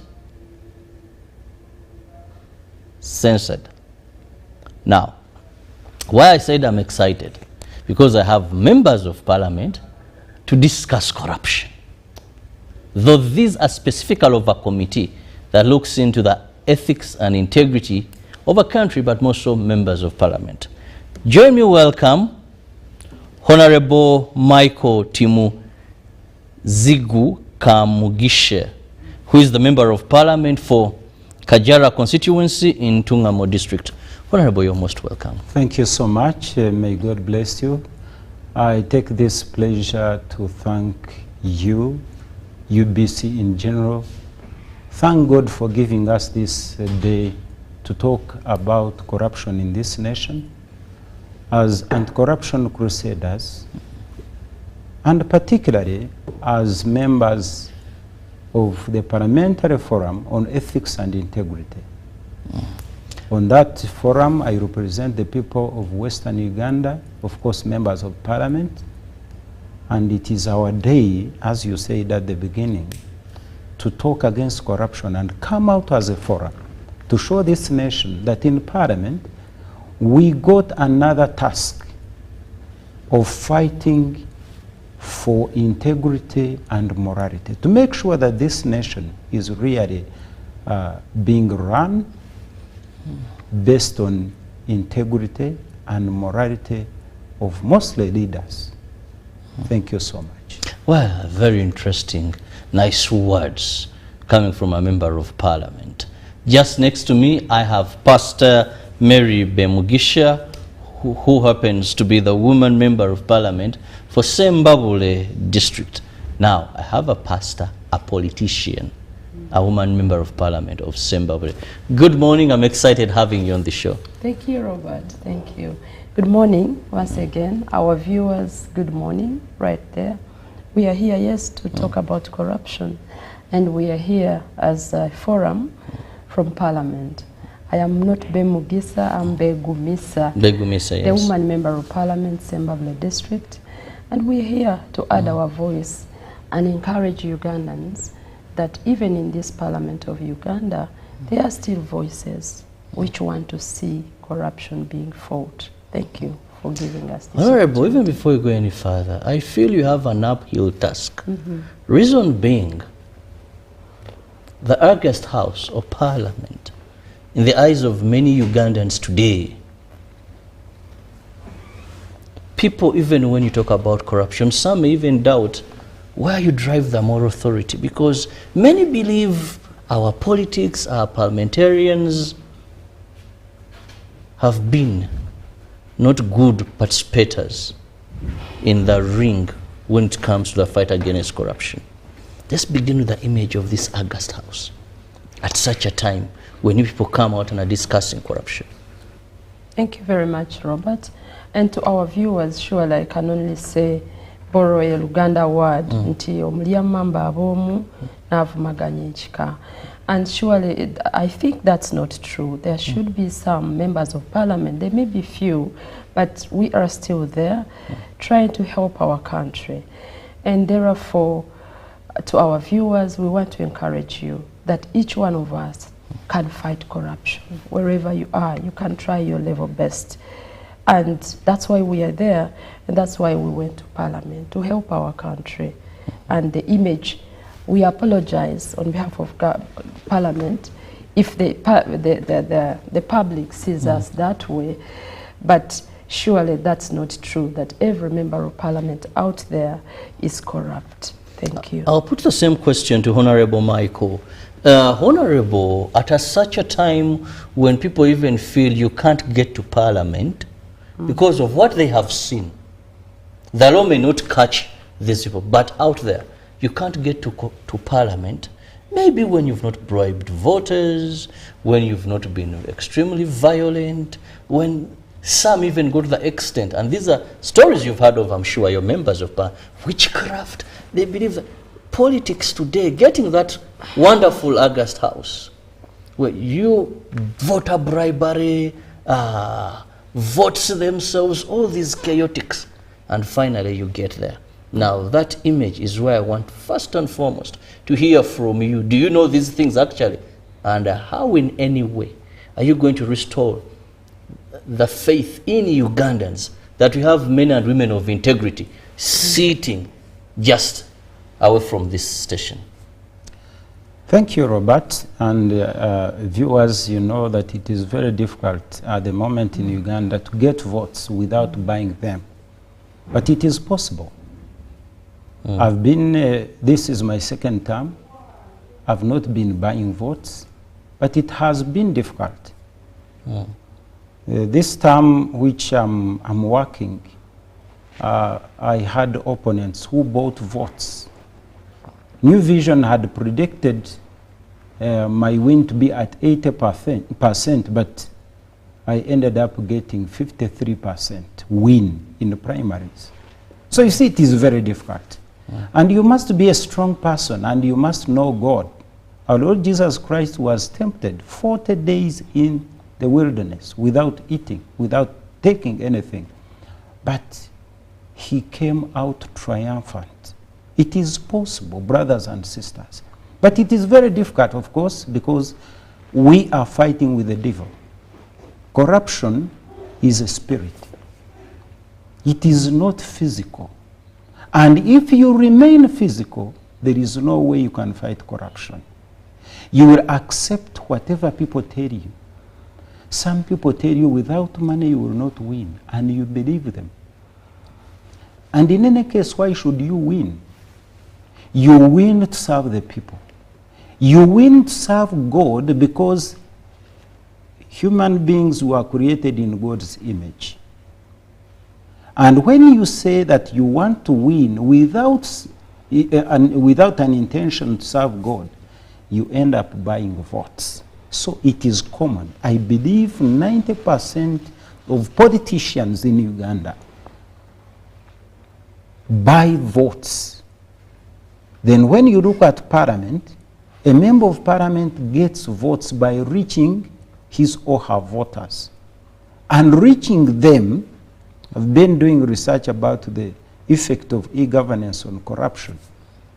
And the conventions tell me that when there is physical interaction, corruption becomes extreme. So members of parliament have physical interaction with their voters. They end up bribing them. It is possible. So when you ask such a question, I know you know what happens in Uganda. But it is possible, I am telling you, viewers, you know, you said your votes sometimes. Members of parliament buy your votes, you know that. But I want to tell you, it is possible you can vote a member of parliament without selling your vote, and that member of parliament will be your voice. Unfortunately, when you sell your vote, that member of parliament will sell his or her vote. When he buys you, he will sell himself to regain that money. And therefore, when we are fighting corruption, we should not look at those members of parliament. Let's first look at ourselves, the voters. We send them genuinely, and when they sell themselves, we ask them why they are selling themselves. So, Robert, when it happens like that, it means that member of parliament will sell himself or herself. So we have to work together as Ugandans to make sure that we can no longer have such leaders. Leadership is taking people where they have never been. So if you buy their votes, you go and sell yourself, where are you taking them? You are taking them into slavery because they are being bought. You are also being bought. So that is not leadership. I don't regard that one as leadership. Leadership is about sacrifice. You do what is right and you serve God. There is no leader who should be serving himself or herself. We are there for God because all leaders are chosen by God. That said, it brings me also to ask, because you've talked about corruption is spiritual. Yes. Now, I don't think as a country we have any spiritual initiative aimed at fighting corruption. We have laws. Now, Honorable, do you then mean, because we do, and issues of the spirit are very complicated as well. So, are we having the wrong approach? If it is something spiritual, and you said we can only overcome it, it's a spirit. And I know I'm a born-again Christian. Yes. So for us, what we do, if we find a spirit of fornication, a spirit of what, we give you what you should do, then we even cast out those demons. Yes. So are we going to line members of parliament, then we go to cabinet ministers, then and cast spirituality and fighting corruption? Throw more light. Robert, that one is very simple. If a leader gets know or is reminded that they are chosen by God to lead his people, then they become spiritual. By knowing that I'm in this office because God chose me. I usually tell my fellow members of parliament, my colleagues, that parliament is a holy place. What do I mean? All of us are chosen by God. And the moment you know that you have been chosen by God to lead his people, spiritually you fight and win. Because you start now believing in the power of God, knowing that I'm here to serve God and I have to do the right thing. And the moment you do the right things, the spirit which fights the evil spirits will come in. The other spirit I'm talking about corruption, is the opposite spirit that is led by Satan. Satan was in heaven, by the way. We have never been in heaven. And corruption, any person who is corrupt is having Satan. So at the moment you know that you have been chosen by God, even if you don't know Jesus Christ, even if you don't know God very well, but at least you know God chose me to lead his people. You start doing the right things, you win. All those things, bad issues, corruption, you will actually be looking at corruption as something that is impossible. So let us just know that we've been just chosen by God to lead his people. Spirituality will come by itself. Maybe right there. Honorable, let me bring in here, Pastor. Listening to Honorable Michael, it brings me to ask myself, can this message sink in the hearts of people that we've talked about, chosen by God, who've bought their way to leadership? People we call honorables, and in fact, even let's understand this whole title of honorable. The honorables that are pushing the ordinary people to say, forgive our person who stole money. You know? Honorable. Thank you very much, Robert. I think right from there where my honorable colleague has said the spiritual part of it, I am a pastor, but I strongly think that religious leaders have a lot of role to play. For example, in my village in Sembabule district, I'm just a member of parliament 3 years. A pastor, a religious leader, or a sheikh, or a father, or a reverend must know that this member of parliament, we've just elected him or her to parliament. How much money do they earn? How do I expect this member of parliament in 1 year or 2 to come and bring billions of money? Where is this money coming from? And then you say, yes, yes, yes, you're strong, you're strong. Strong from where? Where did this money come from? So a good... You're roofing churches, you're roofing... Yes. Where do you expect this member of parliament to get the money? To come and build this house of prayer? And when you force this person into that every day, can't you ask? Therefore, our leaders also, down there, we all have a role to play. We all have a role to ask and put these leaders from LC1, councillors, we the members of parliament. This money comes from where? And then we put people to order, even before taking them to courts of law. There are things you will see and say, no, there should be a check here. You just voted into leadership, but your whole compound is full of vehicles. From where? Leaders must be able to help our people even through... Organize a Thanksgiving that is of billions. Yes, where are these billions coming from? And therefore, as we pray, as we work very hard in our communities, we must all be keepers of our brothers and sisters. Help them, guide them. Are you doing the right thing? Our child, our son, our daughter. In that line, I think our leaders can also help us down there. Not looking at only Parliament, as these people start from down, like he said, from corruption, from this. It is okay to work for your people. If it's genuine money, do something for them like we usually do. Help a widow, help an orphan. But where is the money coming from? Is it money that was supposed to build a road? Is it money that was supposed to build a hospital? And then you are just amassing wealth. That is evil. That must be condemned. Thank you. Now, Honorable, I want us to go straight to corruption in Parliament. Or I'll call them corruption allegations, because none of them so far has been convicted, or even the reports you hear concerning this particular person in Parliament, the other, that's 1.7, then the all that, then alleged speaker, deputy, this always. These are still allegations. But let's look at Parliament in the fight against corruption, because you can only give what you have. For you, your role is the legislation.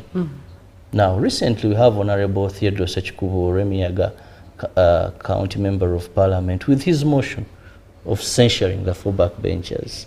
First, let me ask, did both of you pen signature to that? We would actually sign again if there was an opportunity. Okay. Pastor, you did also sign. Signed the censure motion? Yes, I did. Okay. I did. Okay. Now, if you both did, let's look at first this issue now. It was a struggle first getting the number. Yes. Where one would think members of Parliament, the good ambassadors, would rush immediately to sign. If so, it was justifiable. Let our viewer understand, and I want to start with Honorable Michael. Yes, you said that the public expected that Parliament would go so quickly to sign. But members of Parliament come from citizens. They are chosen from among citizens. So when you look at the level of corruption in Uganda, we don't expect Parliament to be different because they come from them. So when that struggle started, I knew it would be very difficult, though I did not tell the movers of the motion, because for me, I wanted us to get the signatures. But so far, so good. Why do members of Parliament fail to sign? Indeed, there are allegations of corruption in Parliament. You never know. Some of them might be having challenges with the issues of corruption. Maybe it has been alleged that they are corrupt, or within themselves they fear they don't have the moral authority to sign the motion. And I don't want to judge them, because refusing a bribe, I am telling you, Robert, is very difficult. This is my 8th year in Parliament. During sugar bill, the period of sugar bill, money was moving in corridors, in pockets. One member of Parliament brought 5 million to me in the corridor we were moving. He wanted to give me that money. I told him, sir, I am paid by Parliament. You know that. You are not the one who pays me. It was an embarrassment to him. Unfortunately, he is no longer a member of Parliament, but he was embarrassed. Embarrassing someone who has 5 million is not very simple. Seeing 5 million in the constituency, you have fundraisings, 5 of them in one weekend. You are getting money from money lenders, and someone brings 5 million. What do you do? If you are not really being guided by the Holy Spirit, you take the money. So I don't judge members of parliament who have not signed, though I call upon all of them to come and sign, because the work we are doing is not ours. It is for God, because we represent his people, and we have to fight for them. So that's where the problem is coming from. Some of the people don't look at themselves to have the moral authority to sign. But for my belief, one can repent. Secondly, they fear. In Uganda, we have not had very strong voices from our top leaders to fight corruption. Recently, the president came out and said, you people, we are going to start fighting without fear or favor. He gave us the story of Zabron in Semuto, the rebels who went and killed people in Semuto. They had to kill Zabron as the people of Semuto were watching. That Zabron died. So he gave us that story at Kororo to indicate that some people are going to be treated like Zabron. I told my colleagues that now a new concept is born today, Zabronization. I told them that one of these days some people will be Zabronized. So he has started Zabronizing some people. They are being arrested, people whom we thought would never be arrested because they had favor from him. They are being arrested. So now that the president has come out, the Speaker of Parliament should come out. The Deputy Speaker of Parliament should come out. The Chief Justice should come out. The Vice President should come out. Ministers, members of Parliament. And we fight corruption. If we fight it, who will sustain it? Yes. So some members fear. The topmost leaders, they see they are quiet. So what do we do? So you These need people more are voices. quiet. Yes, Do we need stronger voices from our top leaders? And the moment they keep quiet, most of the members of parliament will wait to see the right, to seek direct, to wait for the direction. Like, however, some of us who know that we've been in this parliament to serve God, we don't wait for direction to work for God. But some are waiting for direction. So let our leaders, who were chosen by God also, the top leaders, guide members of parliament. The ones I've mentioned, the topmost. In protocol, we know the president, vice president, speaker, chief justice, deputy speaker, ministers. Let them speak. If they don't speak, members of parliament, most of them are going to keep quiet. And they will think that maybe it is something good. Corruption is good. It has never been good. That's why people in Chitezi are dying. They died. My condolences to the families which have lost loved ones. I believe someone long ago talked about what happened a few days ago. People knew it would happen. But I know they spoke, but their voices were very small voices that nobody could listen to them. Now this brings me to Honorable Mary. Parliament should be at the forefront. Of course, you have institutions. But where is the missing link? Because the talk about corruption has been on for a long time. When we say President Museveni has now spoken, I think President Museveni has been speaking.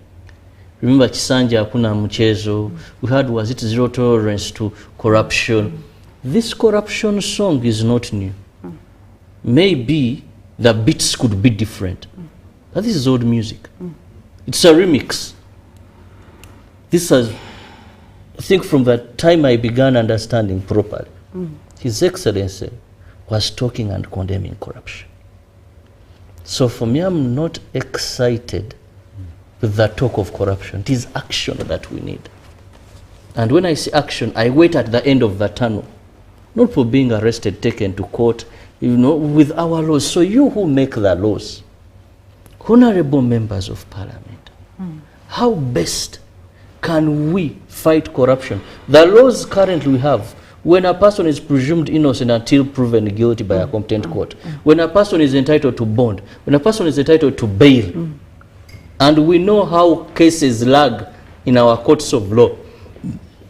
A person is under the Mabati saga, then they go to court, then they're exonerated, they move on with life. If they stole, they are using money to invest more, they'll be able to bribe. Do you really feel you're doing us justice? No. Or we are just in a game of lip service? Yeah. Showbiz to Ugandans. Honorable members. Thank you very much, Robert. I want to pick it up from there where my colleague had talked about the president. I want to thank very much the president on this State of the Nation address, where while we're in Kololo, I want to quote. He said in this, one of this, page 20, in his State of the Nation address, he said that public servants and political leaders that steal government money are corrupt and will be crushed. There are, however, other actors that get bribes from foreigners to work for foreign interests. These are both corrupt and traitors, and we are monitoring their activities. If they do not stop, and with evidence, we shall deal with them. This one was a highlight for me that day. We pray to God that the president will be helped to do exactly this. Don't you when feel he spoke about the president is very visionary, very good, but a lonely wolf in this? No, he is. Because even when he mentions with evidence, we have the office of the IGG. Uganda money gets stolen, and you have a very good report. But since you are a pastor, we fail to get this ghost. Because if we say this amount of money was stolen, we have a report. But attaching who stole, convicting who stole, is a problem. Now, ghosts steal money in Uganda because we fail to get them. Now, evidence is what I'm talking about. I was watching some proceeding and I saw these legal jargons. Did you listen? Who did you give to? You know, crushing, look for evidence is hard. Honorable members, how long are we going to be in this forth and back? Thank you, Robert. Like I said before, we can do this together. Every Ugandan is a party in this. We are going to join voices, like he said. Let every good voice come out. Let this come out clearly, and evidence will be gotten. How do you fail to get evidence? Every building in this country, you can trace who is the owner. You can know, why do you have 10 buildings? Where did you get the money to build this in just one day or 1 year? Lifestyle audit. Exactly. Honorable Betty Kamia talked about it some time back. There is a way every Ugandan can help government to get the truth. Where do you get all this money? And I want to thank the president on that. Justice delayed is justice denied. To the Ugandans, we know the courts of law will give justice about this. But I wanted to highlight a few things about the forms of corruption. Even bribery is corruption. Kickbacks is corruption. Fraud. These things you see there, nepotism. If you are given a job, within 1 day you give only your relatives, only your friends. That's corruption. Can we start giving people jobs on merit? Let somebody come. In our district service commissions, you see people bribing. You're required 20 million, 15 million to get a job. Where can a poor young man or young girl like me, who came from the village, and I've just finished Makerere University, where do you expect me to get money? And I'm going to be paid 1 million or 700,000. All our police officers, jobs must start being given on merit. That is also a form of corruption, and we must speak about these things. Even in our places of worship, how can somebody come to church with a sack of money? Where have you gotten this money to build the church? So we should all add our voices. And I want to call upon Ugandans. There is another vice now. Allow me to talk about it. You see on TV, and everybody is quiet. A nursery kid is campaigning to be a prefect at age 5. The child is bribing. The child is in open roof vehicle. The parent is happy that child to be a leader in P1 and P4 and P7. By the time this child becomes a member of parliament, this child will steal the whole Uganda. So even to our children, let us learn to tell our children leadership comes from God. Tell the people what you're going to do for them. Like me, I would tell my people. I thank the people of Sembabule district for bringing me. They gave me an overwhelming vote. Somewhere along the end of the journey, I came unopposed as a member of parliament, even after the NRM primaries. Why? I would do small things for them as I was growing. Small books to children, little by little, roof a house of a widow, little by little, give them this. They would know this child, this is her capacity, this is not stolen money. Now, can we push her or him into a position of leadership? That is how people should be elected. Honorable, you've given us a bigger picture of how we can handle corruption. But now there is a ball in your court, Honorable Michael. This motion, in your honest opinions, will it see the light of day? It doesn't matter, Brother Robert. You see, a war is a set of battles. That is one of them. Whether we succeed as we need, of course, our wish is to succeed. But if we meet a challenge somewhere, that will be a stepping stone. It is a milestone. So far, where we have reached, attaining the signatures we have is a milestone in the fight against corruption in this nation. Because we have indicated that we can fight our own. Yes. We can prosecute Zabron even when he is our own. Now our voters will be energized to also say corruption is a curse. That is the #1 milestone. And at the moment, members of parliament who have signed that motion, they believe in themselves as anti-corruption crusaders. Already we have a WhatsApp group. We share information. We learn from each other. We have learned never to fear corruption on that WhatsApp group. There are some of us who used to tell them in corridors, corruption is a curse, on Twitter, corruption is a curse. But now we tell them, we give them full dose on that WhatsApp group. That is a milestone. And I believe the coming parliament, the 12th parliament, they have more strength to fight corruption because we have started for them. Secondly, it is about talking against something. If we, because laws might not manage corruption, evidence disappears. Yes. But when we keep on speaking about this evil every day, every night, on TV, on radio, I am telling you, even our children will grow up knowing that corruption is a curse. I call it a curse. And whoever will be speaking about corruption will be passionately condemning it. And in that way, we shall not need those issues of evidence because we shall be preventing corruption instead of now fighting it, being active in fighting it. So we shall be proactively fighting it. And that is the best way. Because evidence, getting evidence is very difficult. And our lawyers, our judges, they want evidence.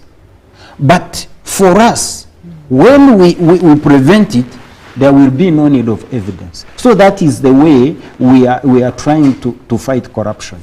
And well, indeed, Time seems to be flying very fast. Yes. But I hope that the way you're packaging your message, Ugandans can understand, can follow you, and that packaging can cause a change in the hearts of many.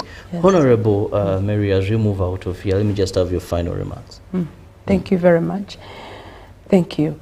To all our viewers, my final remarks is to call upon everybody and to believe that not every member of parliament is as you think.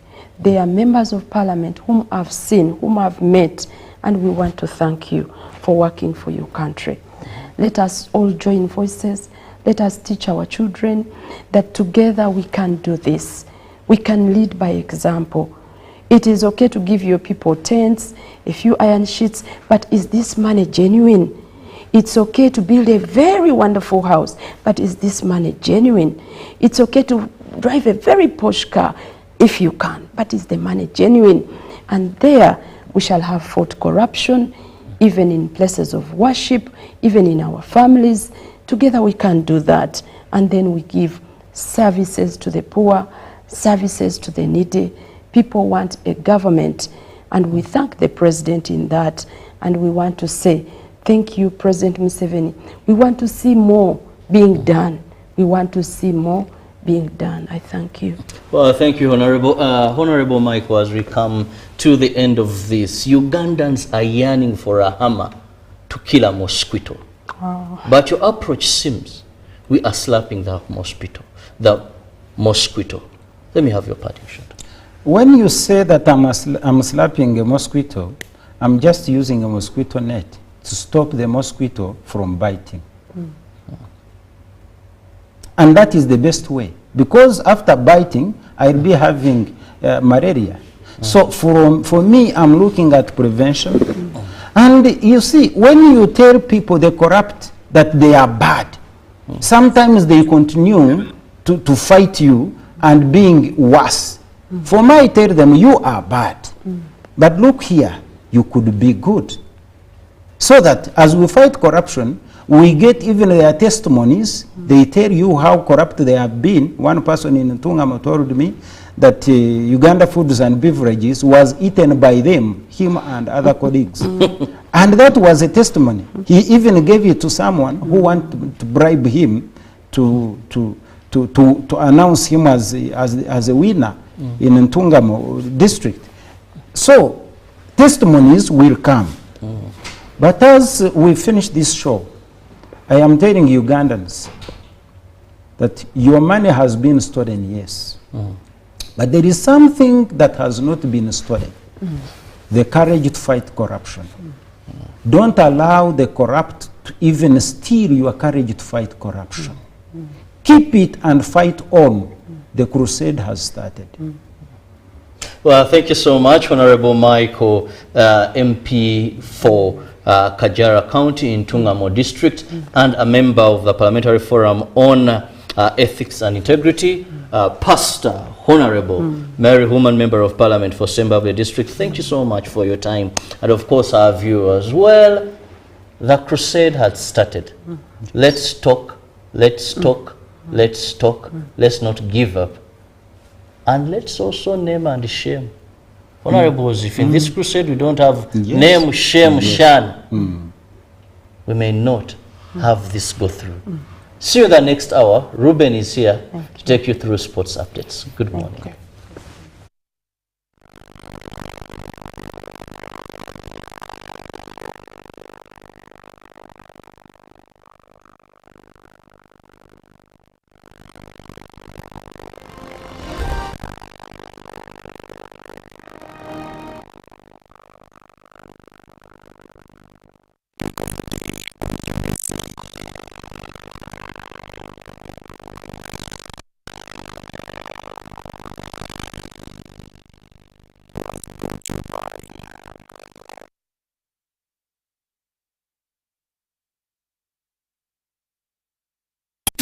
One 107.3 Kampala, 96.9 Mbale, 95.7 Jinja, 98.6 Soroti. You are all covered.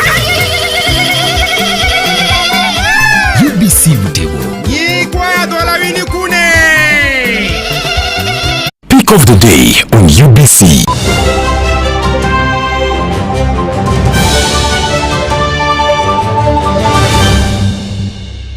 Was brought to you by I'll call you every day, yeah yo, baby dondolo. You can now get all the Chibuzi out with MTN voice bundles. Call